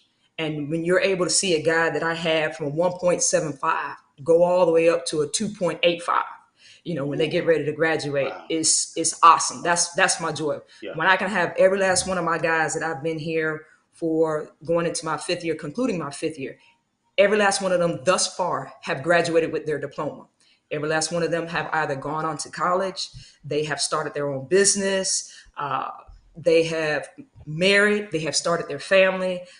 For them to message me back or they'll call me, just for them keeping in touch. We are a family. As they say, FAMU. We are a family within our program. And just to be still in contact with the players' parents, that gives me joy just to hear them to say how well their son is doing and what they are doing and how they're prospering and whatnot. So it's just been blessed. We've had one fatality with the young man that was killed up there on the basketball court. But outside of that, every last one of our guys have been doing great and well. And that keeps me going. That's the energy that really, really keeps me going because they are actually able to do something outside of basketball. So that's my joy that I have. We had one recruit to sign a scholarship last year. We had another recruit player last year who actually had scholarship offers. And then he said, Coach, I just want to be a student. I said, hey, there's nothing wrong with just being a student. If this is the road you want to go, you have my support. I support you. And he was a little afraid to tell his parents. And I said, look, man, just be honest. If you need for me to set the tone in the beginning, I'll call him up. I'll let him know, which is what I did. I said, hey, your son has something he needs to talk to you about. I'm not going to tell you. I want him to be able to tell you, but he's not in trouble, but he just needs to talk to you all. And he decided that he just wanted to play. And the year before we had a kid, he had scholarship offers. He said, Coach, I just want to be normal. I just want to be a kid. And so now he's in law enforcement. He really wants to be an engineer of fire, being one of those engineers. I said, if the Lord wants you to do that, then you'll do it. So my joy is seeing my guys prosper. Well, thank you. Since you mentioned that recruiting process, it kind of changed my thought on what I was going to ask you next, Coach, about the recruiting process for for basketball players. I'm not even gonna to stick to just men, but just as a young person today in this recruiting cycle where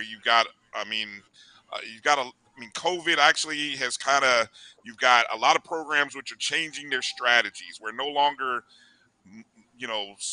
look, in the Final Four, there are teams building programs over every year.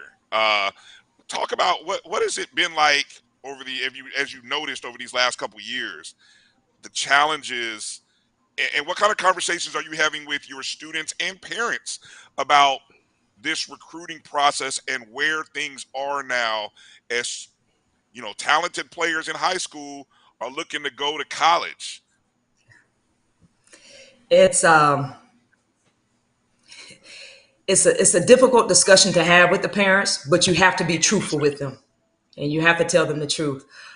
This new wave of what colleges are doing right now is really hurting our high school students. It really is.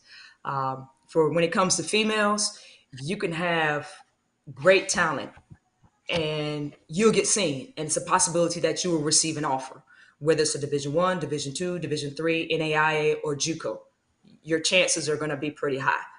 Unfortunately, on the when they call it the chopping block, as college coaches have explained to me when I call them up about my players, they'll tell you, coach, since this COVID has hit, and with the transfer portal, it's a little different for us now, and especially for the guys, it's a dog eat dog world out there. It's you could be the best talent in Tallahassee and come to being the best talent in the state of Florida. If you're not a 4-star or a 5-star athlete where you have not had the opportunity to get rated, you're not really going to be on anybody's radar, because the first thing that they look for is the transfer portal. That's what college coaches, they tell me all the time. Coach, we're going to the transfer portal first. After we go to the transfer portal, we're going to junior colleges. After we go to junior colleges, we're going to prep school. After we go to prep school, we'll go to the next level after that. And the last thing on the chopping block is high school students. So high school is number 5. And that hurts, because if you got a kid that has the ability to actually play on the next level, they have to wait till all the 4 no's they go down on their list before they actually even given an opportunity to even be looked at. So it's bad for high school. And so you have to tell parents, and you have to be truthful and honest with them, and you have to be transparent. And if they don't believe what you're telling them, then that's when you have to reach in your back pocket, pull out that ACE card and say, hey, I have a former coach, or I have a current college coach who doesn't mind coming in to speak to you all, to let you all know exactly how the game has transformed. And it helps them to be a little bit more knowledgeable, because if they're basing it based upon 15 years ago, you're not going to get the correct information. You're going to be misled.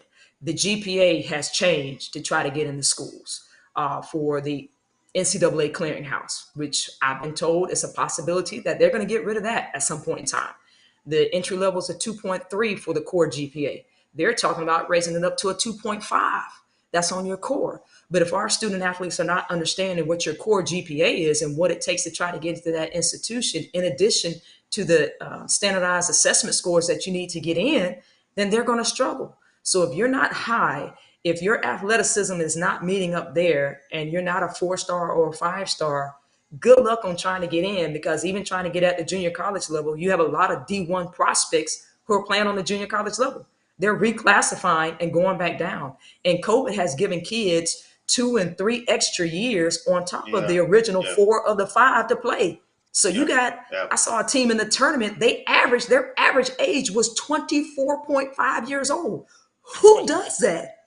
Wow. I mean, you're supposed to be finishing up in school at the age of 21, late at 22, unless you went to the service, you get your extra years from that.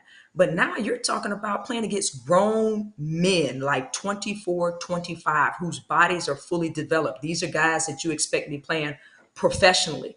So you're talking about taking a string bean of a high school kid to try to play against a doggone broccoli. You know what I'm saying? The stalk is much thicker and broader and bigger, and they have more experience. And that's just unfair to our high school kids. But we as coaches, we have to try to do the best that we can to try to market our players to be able to try to get to that level.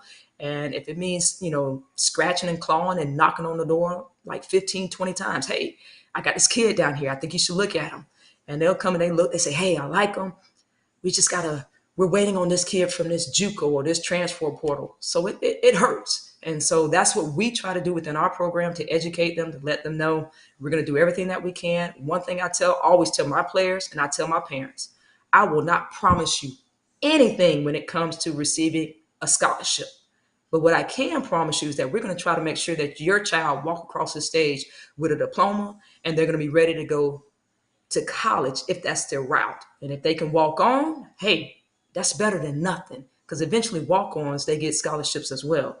So to answer your question, it's a dog-eat-dog world for females and males. Wow. Real talk, Coach. Appreciate that. Kelvin, give you a chance to get in the last word here with Coach.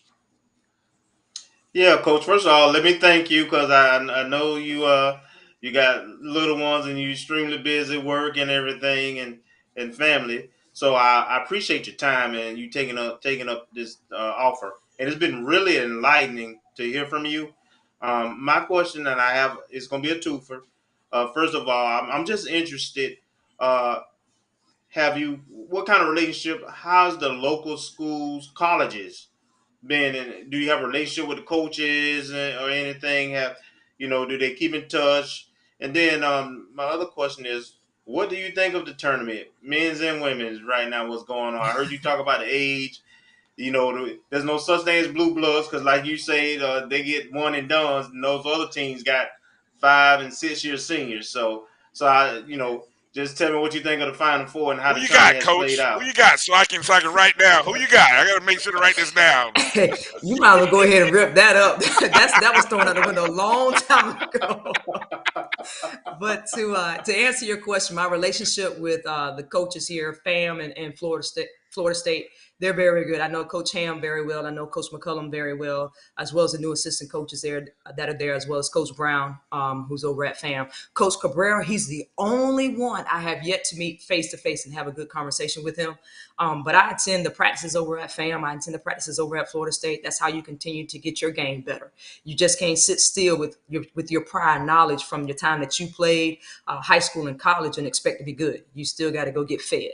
So I continue to go to those institutions, and I always bring our guys to their practices so they can see how it is on the next level and what it takes to try to get to that next level. Because running at 10 seconds down the floor is not going to cut it. You got to get down the floor in 8 seconds on college. So being able to allow them to be able to see that is good. So my relationship with them is good. Now, as far as the March Madness for men and women, I'll tell you, my whole family, we did a bracket. My kids, they love it every time March Madness comes around. They love filling out their brackets. They remind me, Mommy, we're gonna do the brackets this year. We're gonna do the brackets. And I picked some sleepers, but these are all sleepers when it comes to the male side. Right now, my husband said, South Florida, they better order some extra food because they're going to be sold out with FAU and Miami going to the Final Right. Four. Bars and stuff are going to be packed.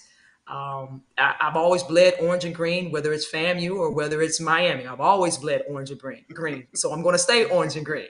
But Right. to answer your question, my pick out of that four, I got a gut feeling it's probably going to be FAU and Miami in the championship. And if Oh that Lord happens, the state of Wow. Florida is going to be really, really good. The state of Florida is going to be really, really good. But I will tell you, it's going to be very interesting.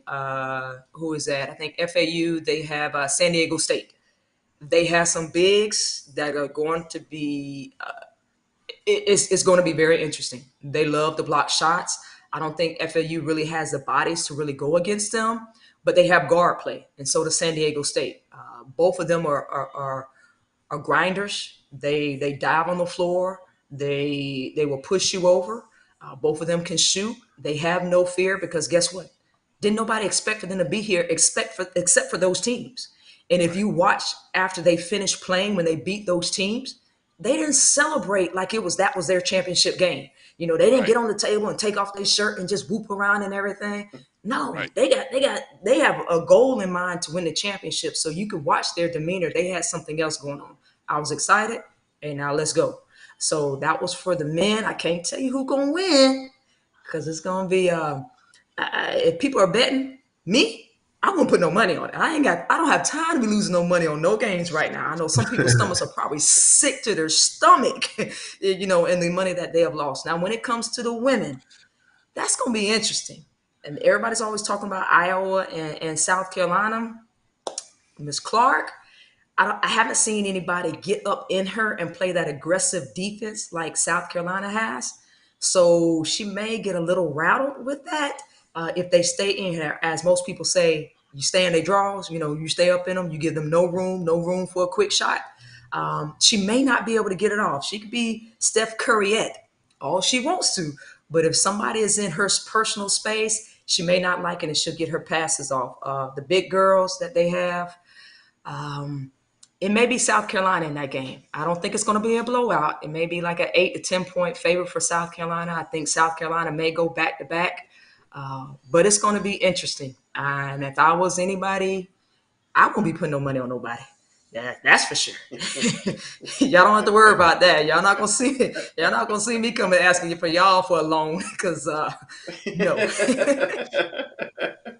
Now, Coach, to follow up on that, what I've seen some rumblings on social media of some folks, and we've seen it in some sports, football and basketball for college, that folks tend to get, or some express dismay about not having quote unquote blue bloods in the championship game. They want to see the top teams that are always the ones who have the most talent accumulation always playing. What's your thought as it relates to that and what we're seeing this year in the Final Four? And I guess to a certain degree, a little bit on the women's side, even though South Carolina's been a juggernaut the last few years. If you're a basketball fan, you're not going to worry about blue bloods because you're seeing some great basketball being played right now. And unfortunately for those blue blood teams, the game has changed when they open up the transfer portal. It's over. They might as well, they could just hang it up. Duke, Kentucky, all of them, they can hang it up. Because as long as this transfer portal stays open, just like the young man from North Carolina, he's in the transfer portal now. Yeah. He was the top 30, expected, to go into the draft and whatnot. Now he's coming out, he's going someplace else. So as long as that transfer portal is there, you're probably not going to have that anymore. You're going to have your unknown teams that's not used to being in the Final Four, the Sweet 16, or the Elite Eight. Those are the team names that you're going to start seeing to be in the March Madness now. And it's not going to be as easy anymore because of the transfer portal, in addition to the NIL. And because those two cards have came into play, you're in a battle. Let me just put it like that. It's not as easy just going anymore because if I can flash you $2 million on an NIL deal, for some of these kids, they are playing for their families to get out of poverty. And if it means for me to go to this school that's not a name brand school that people don't know about, I'm going to go there to help my family. Because at the same time, I already know that I'm a 4-star and I'm a 5-star, and I may be a one and done. And if I could be a one and done to help this program, and I could still get paid $2 million to help my family at this particular point in time until I start getting those guaranteed contracts, then that's what I'm going to do. So if you're a true basketball fan and you love watching the game for what it brings, then it doesn't matter what name is going to be across that jersey because you just like watching the cuts, the passes, the boxing out, the fundamentals, going to grab the boards, playing that defense, diving on the floor. You're going to love that. And that's what's going to happen this weekend. You're going to see those 4 teams doing exactly what basketball is meant to do. So those blue blood areas, they've held it for a while, but it's up for grabs now. The rest of the team in the country, they're starting to understand how to play this game. They're starting to play it. And it's not just basketball. It's football as well. Teams are in trouble. So if you're a sports fan, you're going to start seeing your school starting to come up because the transfer portal and the NIL has done your school or university a favor. Coach got me excited about basketball this weekend. Yes, Coach, we got to have love it. I'm ready to have a basketball podcast. Coach, what kind of time you got the rest of this week? We need to talk basketball, man. Let me tell y'all, it works well when they can get to bed on time and they are asleep. There you go. Okay, that's the secret. It works well. It works really, really well. But I definitely appreciate y'all affording me the opportunity to be able to come on to y'all's podcast. You all are doing a great job. I love the colors that you have. It's a vibrant color field. You all keep it real. And that's what people need to hear. They need to hear transparent individuals that's going to let people know what's happening in the inside. Because a lot of times when you're not inside in the trenches, you don't know what's happening. And all you can hear is he say, she say, and you don't ever get to hear the truth. And sometimes people don't like the truth. The truth hurts people's feelings. And I tell people all the time, I'm not in it to be your friend. I'm here to tell you the truth. And if the truth hurts, then, hey, don't hate me. You just start understanding what the truth is and just deal with it, So that's how I have to roll with it. And as my principal would tell me, he says, I think you can catch more flies with vinegar. No, you catch more flies with honey than you do with vinegar. Right. So he tells me to be careful with how much truth you put into the truth. because you tend to hurt people's feelings sometimes, Coach. That's So true. I That's tell a my word, supervisor, Coach, I boy. appreciate it. Yeah, That's yeah, yeah. right, They, Coach. they sound good, sir. I'd run through a wall for you, Coach. You done sold me. I'm running through a wall for you, Coach. You just point. I You just appreciate point. it. And I I'm running appreciate through it. it. Hey, All Coach, right, get a all you got to plug. do is just shave that beard a little bit. Shave Yes, shave the ma'am. Yes, beard a ma'am. little I bit, got you. I and got we'll you. bring you back in. I won't tell Yes, ma'am. anybody. We'll just put you in the transfer portal because that's what's getting ready to happen with high school too. And you can Oh, come in, Lord have mercy. be my post player for me right quick. Hey, Coach, give out some plugs. Let people know either, I don't know if you're active on social media or how they can support your program. Let give you an opportunity to give some plugs and shout outs here. I tell you what, there's one thing you all know. I don't do social media. I'm old school. I'm really, really Okay. old school. But my kids always talking about, Coach, how you know about, don't worry about how I know. Because you don't know. I'm very well known in Tallahassee. And so when you all do something that you think I don't know, I already know. But if anybody ever want to come and check out our basketball program over at FAMU DRS, you're more than welcome to scroll to 400 West Orange Avenue, Tallahassee, Florida, 32307. And you're going to find the true orange and green because we are the baby rattlers of the true FAMU Rattlers up on the hill, the highest of 7 hills. So here's the real good plug. If you got any kids that want to come on over and play with the orange and green to try to put back up those banners up in that Yes. gymnasium back from 1997 from Ronnie Lane time, I'm gonna tell you, go ahead and submit your application. We'll be There you ready go. to put your child on that stage to receive their diploma, and we'll do the best that we can to try to get them a scholarship on the next level.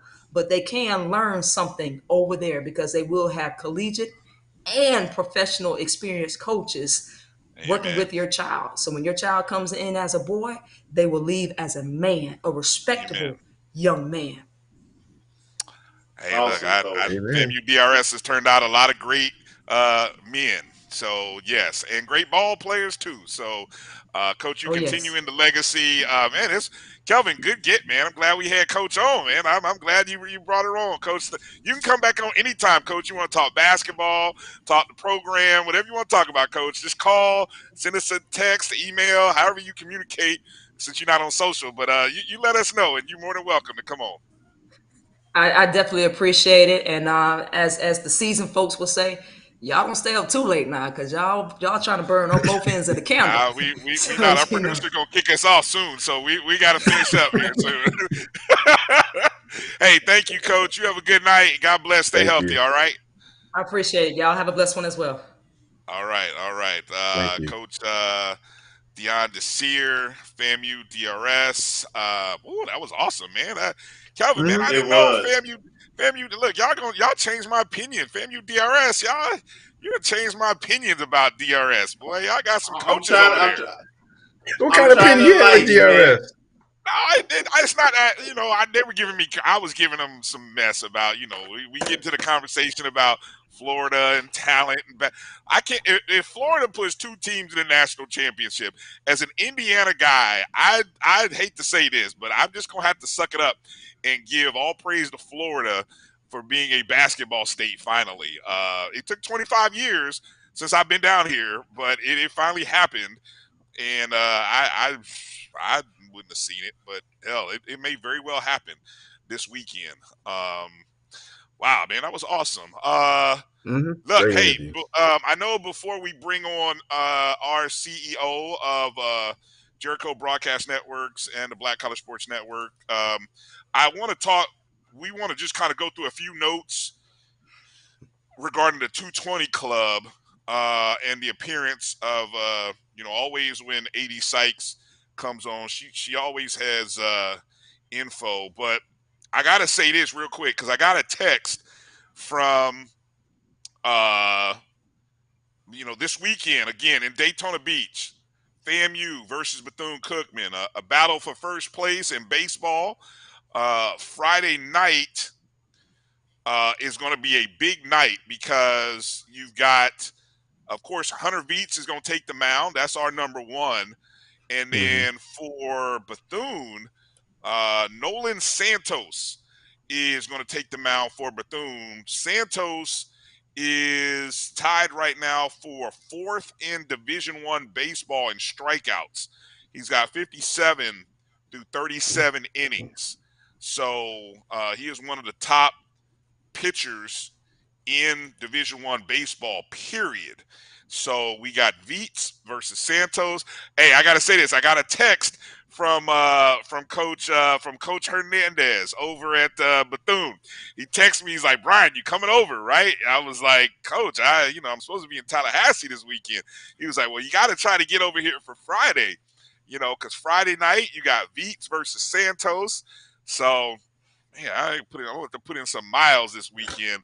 Get to Daytona Beach, maybe get an hour of sleep, and then get back on the road at like 4 in the morning to get over to Tallahassee on Saturday. So it's gonna be a busy weekend on the road for me. Mm-hmm. I'm just gonna say that out. But if you can get out there to Daytona Beach for Friday, what time is that first game? Anybody know right offhand?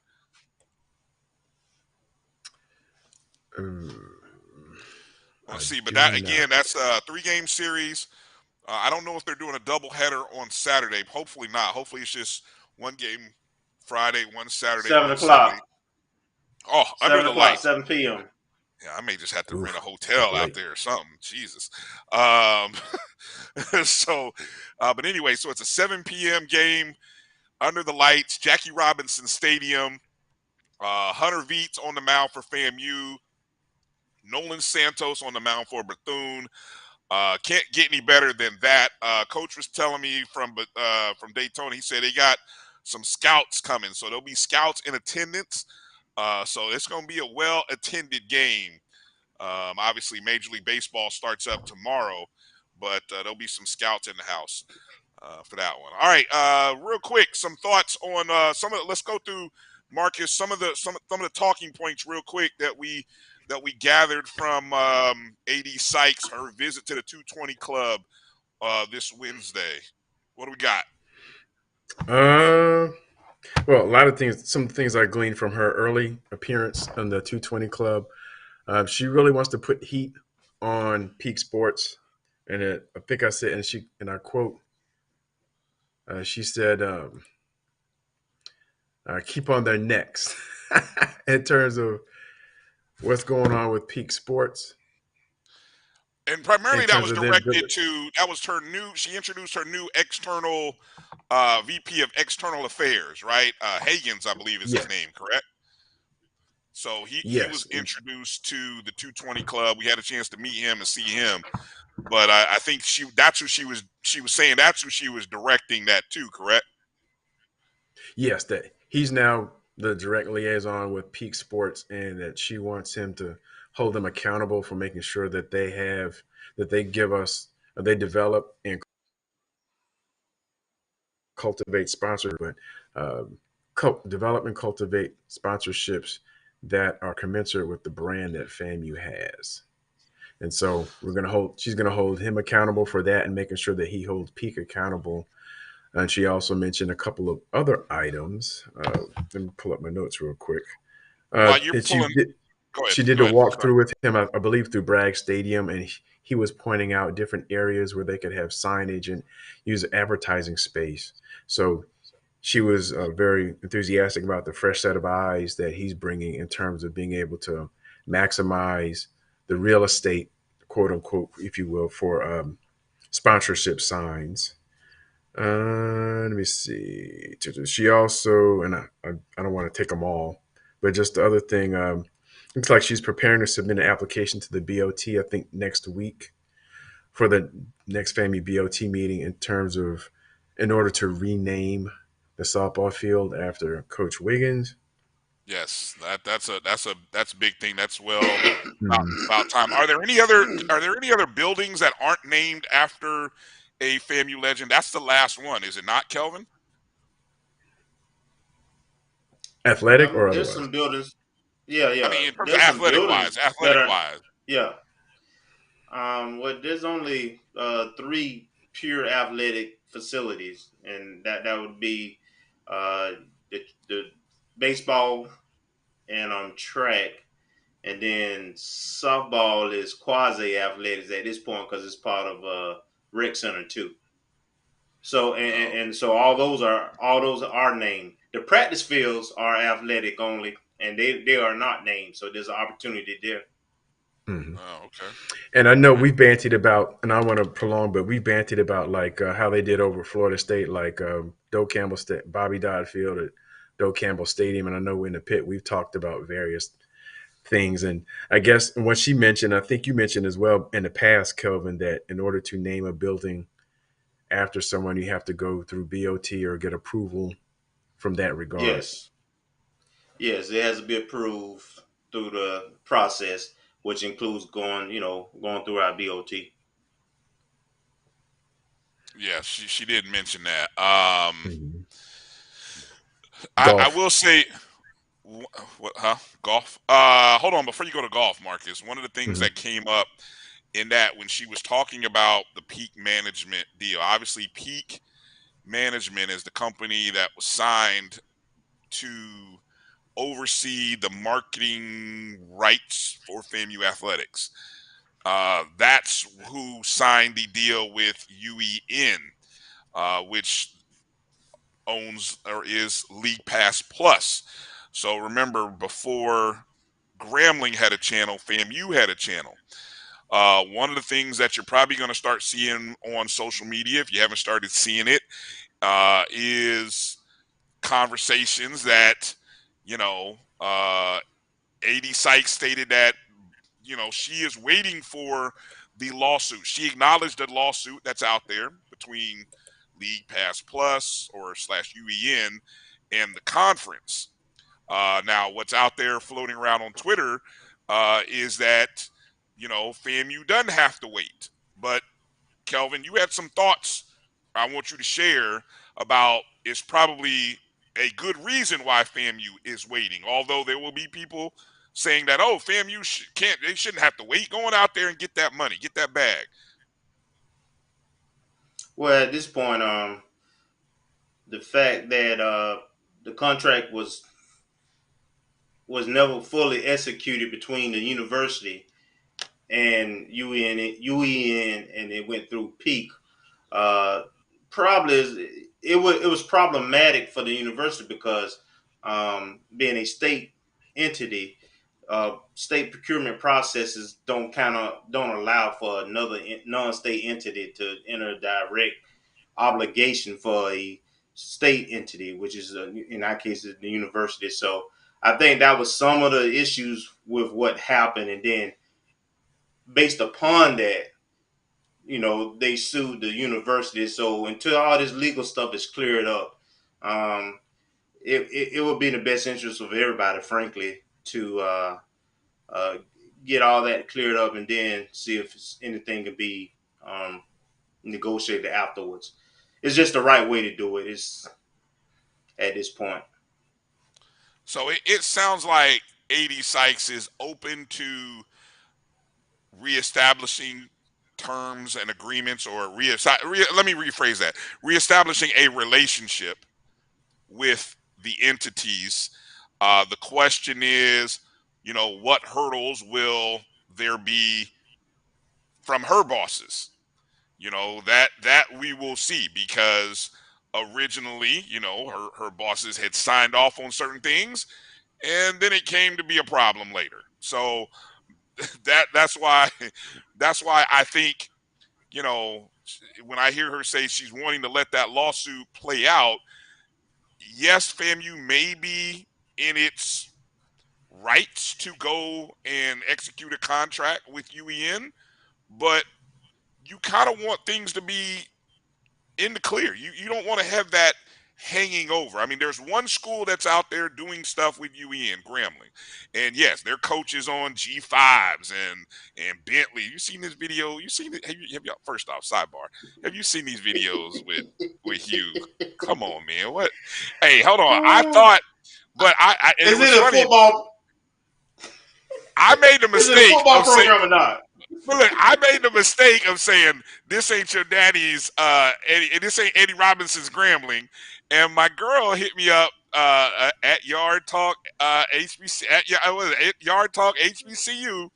She was like, she showed up some pictures of Eddie Robinson pimping Cadillacs back in the mid 70s, and I just shut up. I said, well, hell. I mean, look, if Eddie, if he was pimping which were like Bentleys back in the day, I mean, there was some nice Cadillacs back in the late 70s. If Eddie Robinson was pimping Cadillacs, I'm just gonna have to be quiet and say maybe that is Grambling, and Hugh is just taking it to another level. So I'm just gonna be quiet from here on out about other SWAC business. Other folks SWAC, we let them do them. I'm just gonna sit back and watch and not comment. But yeah, I do think there's an opportunity there to sort of let it play out, and then once the dust settles, which I got a feeling the dust will probably settle here over the summer, and we'll know one way or the other, what is and what is not, what you can and can't do, and then at that point you might see all kinds of schools possibly running to UEN to try to get that paper. Don't forget HBCU Go has a contract with the conference also. So there's some layers to this thing. There's layers, aren't they? And there are always layers to this. What else? Let's move off of that real quick. Marcus, what else there? What else there did you find of note interesting? Well, one thing that perked my ears up, I think she said an anonymous donor wants to donate $1 million contribution. I think it's a combination of in-kind gifts to the golf program. Nice. And she also mentioned, I didn't hear the question, but I think it was tied loosely to something that you mentioned on Twitter earlier in the week. I think someone in the audience asked about reestablishing some women's sports, and I'm not sure if they were kind of back to back in the same area, and I don't want to misquote her or misrepresent anything, but it sounds as though she did mention that FAMU's current demographics are about 70% women, I believe. Always for students, and that she would welcome she would welcome anyone who's interested in participating in sports to continue to allow that to flourish and allow them to participate in the sports, and if there's interest there, that she would have. She may be looking at adding enough for the sport, no commitment, but she would need the finances, and she would definitely need the interest in order to support that. But with the 70% female population at the school, that she's hoping that there's enough. Because of Title IX, it would have to be a women's sport, because essentially Title IX ties your sports to the makeup of your student body, and with football having so many scholarships versus the other sport, you'll need to add a women's sport, and just for the easy quick one that would make sense would be women's golf. Well, or soccer. You got more numbers in soccer. That's a roster of about 20 probably. It's not about the numbers as much as it is what you can afford without taking away from other sports. Okay. Because we're not fully staffing the women's sport that we have now. True. So that needs to be our focus first, getting the facilities, the staffing, and I think all of them are offering full scholarships in all the sports now. But we need to get that in compliance. Right. Okay. Let me add in here the other thing that she dropped in that, and I don't know, maybe if you didn't catch I know Coach Simmons came on and spoke, and towards the end of his speech, she did mention that the Board of Governors voted to, and I hope I'm saying this right, okay, that they voted to allow athletic departments within the state of Florida to use overage funds from auxiliary organizations for athletics. That had been something that other schools in the SWAC have been able to do, which FAMU has not been able to do within the state because of state law. We were talking, Kelvin. What is the particulars about? State law. Where am I not? Okay. What am I missing there? What was not correct? Whether I said it incorrectly or what? No, it wasn't you. If you've listened to the president, a lot of the folks talk about even the money that athletics was paying back to the university. Many of us for a long time have been saying that the university paying back itself. What is that? All right, all of it is the university, and auxiliary dollars are not dollars that are appropriated from the state. So these, you're talking housing and concessions and meal plans, all these different revenue sources, and because they are auxiliary sources, um, they have there's a little autonomy, a little flexibility, and those dollars have been used in the past, and even at other universities, even when we weren't doing it, were told that you couldn't do it, other universities have never stopped using auxiliary dollars. I think there was some kind of directive or statement that came from the board of governors, uh, maybe 6, 7 years ago, saying that not to use auxiliary dollars uh, for athletics. That was after we reported it and how we reported it, but that still was not in it. That was not state statute. They don't make law. So, but anyway, we did. That was a fight. We didn't fight. We didn't try to fight, and so it's been some lean years with athletics because of that. And I hope this means that we can write off this so-called depth to the university for athletics also, since they're going back to what has always been state law. That's my position. I'd love to be able to get into that deeper next week. J Mac also pointed out, here's one more thing that I think we mentioned about AD Sykes talking about the NCAA coming up on campus with to help with the compliance. I don't want to say issues, but just to sort of open the books up to the NCAA and say, this is what we have. What are we doing right? What do we need to improve? And this is one of the things that I thought she would be able to do, given the fact that she has been in committees, on committees with the NCAA. This is part of the reason why she was hired, ladies and gentlemen. She has connections with the NCAA. I know people were looking at other things, but our biggest issue was compliance. And so the fact that she has relationships and the fact that she's inviting them in, saying, here's our books. What are we not doing right? What are we doing wrong? Help us, guide us. It's almost saying to the NCAA, we're laying down on the table. Don't cut us. Show us what we need to do better. I've hired these people to help us. This is the things we've changed within our university structure. It'll get better. So don't fine us in the fall. Don't slap another penalty on us on these next settings. Because what we're coming to you, saying, hey, help us, and that's what's happening. So I think that is a good thing, and this is what I think. This is part of the reason why she was brought in. I mean, to be honest with you, I thought her connections with the NCAA, her background in compliance. I know there are other things that people wanted. I mean, look, but this is where she is, and I think 3-4 months in, this will be her first opportunity to kick in something really big and beneficial to the athletic department. With that said, let's kind of bring in our CEO, President Roy Evans, Jericho Broadcast Networks, also of the Black College Sports Network. Roy, how you doing? Let me make sure we can hear you. How you doing, man? I'm doing fine, gentlemen. How about yourselves? And we doing well. We doing well. Hell Another to rattler. the chief. Hell. Another rattler. Dun, dun, dun, dun, dun, dun, dun, dun, dun. Yeah, y'all try to throw all that out, seeing it we're 10 minutes after, but we're not going to bother with that tonight because we got... I was waiting on it. Yeah, right, I was trying not exactly. to say it. I was trying not to say it.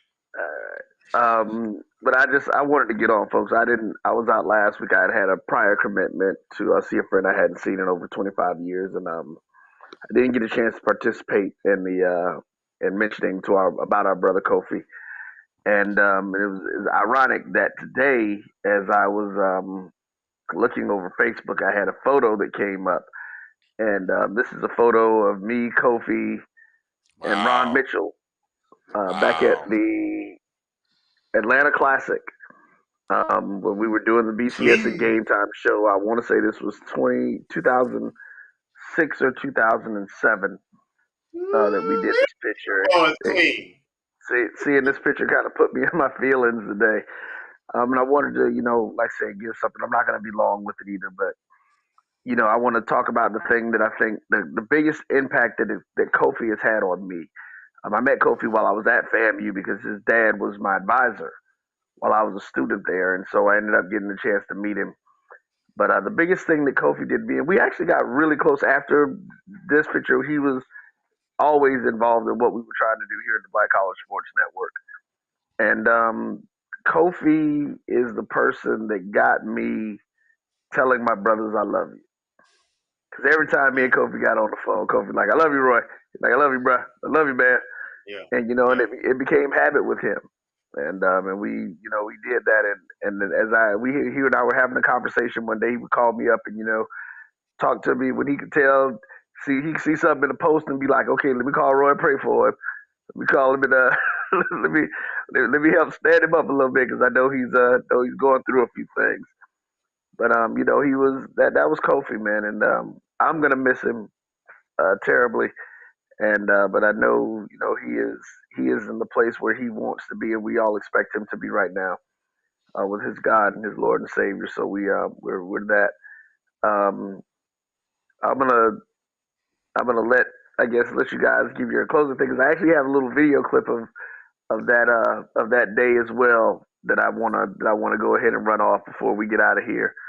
So, but yeah, I wanted to come on and make sure to his family, our thoughts and prayers will continue to be with you. And Kofi, love you, bro. Well said. Well said. Marcus, give you the final thought, final word.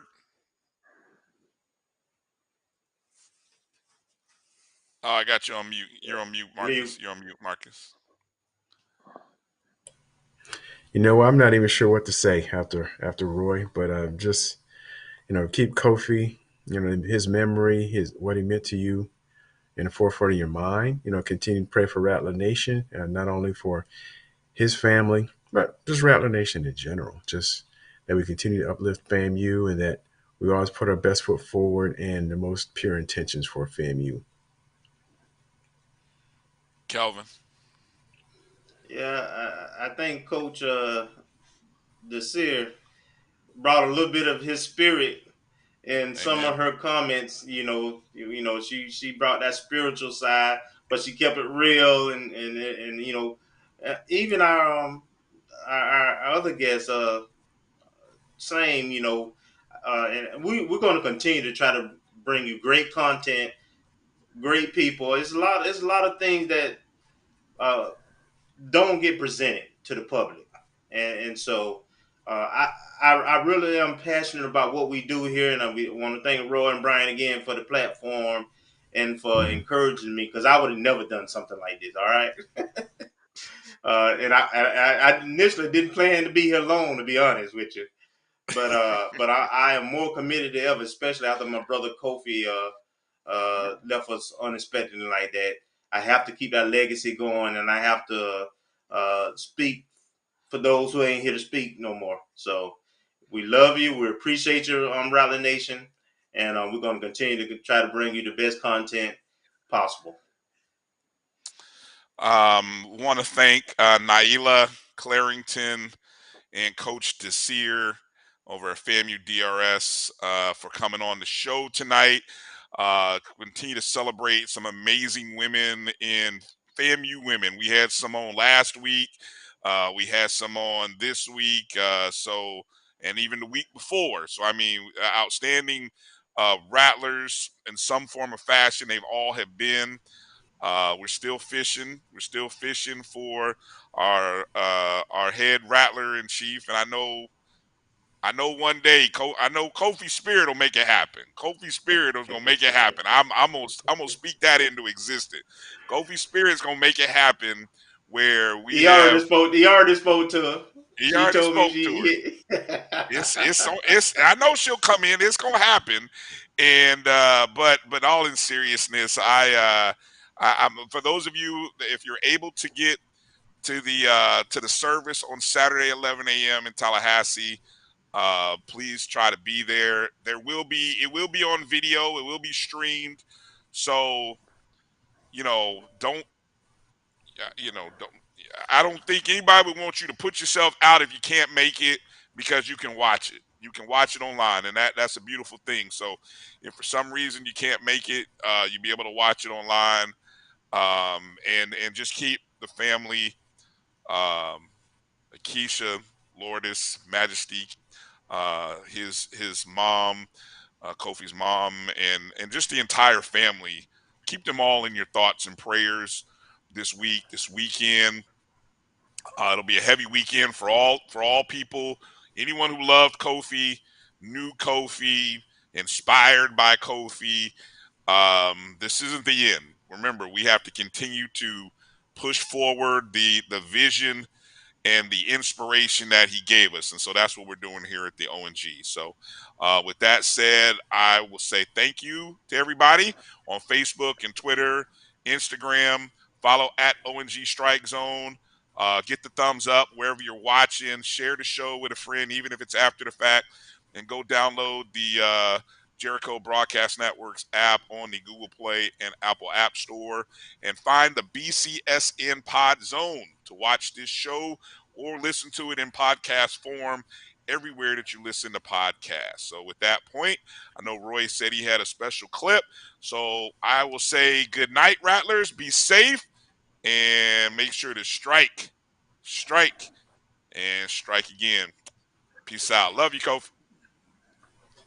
Like college football. You can look at all the fans. Everyone's excited, and I anticipate a very good game today. All right? Kofi, what about you, man? Roy, I'm pumped as all get up because I was at the very first Ebony Classic, the Ebony Football Classic over there at Georgia Tech, and I can't wait to eat some tiger meat today. All right, FAMU. What we gonna do? We know Kofi's allegiances. He is a Rattler. Along with me, Mitch got TSU background in his family, so it's there. We're gonna do this again. You're in tune to the Black College Sports Network. Make sure you tell all your friends. Check us out. BlackCollegeSportsNetwork.net. We are here. We're gonna be talking about the SIAC, the CIAA, the SWAC. We're gonna get into today's game. We're gonna be talking to fans. We got the rest of the crew, Aronde. We got Julian, Dean, Trish, Tony, Corbin. It is going to be a party here in Atlanta. We'll be right back with more after this on the Black College Sports Network. Be able to see the hole, be able to move quickly through the hole. He needs a good level of explosiveness as he goes through the hole. And it needs to be a back that's able to give second effort. Is he able to break tackles? Is he able to go through the line of scrimmage and break one tackle, break two tackles? Is he able to break three tackles? An exceptional running back has to have those three things. Okay? Well, there we go. We're looking at our CIAA Players of the Week. Mr. Torian Donaldson, running back from Virginia Union University.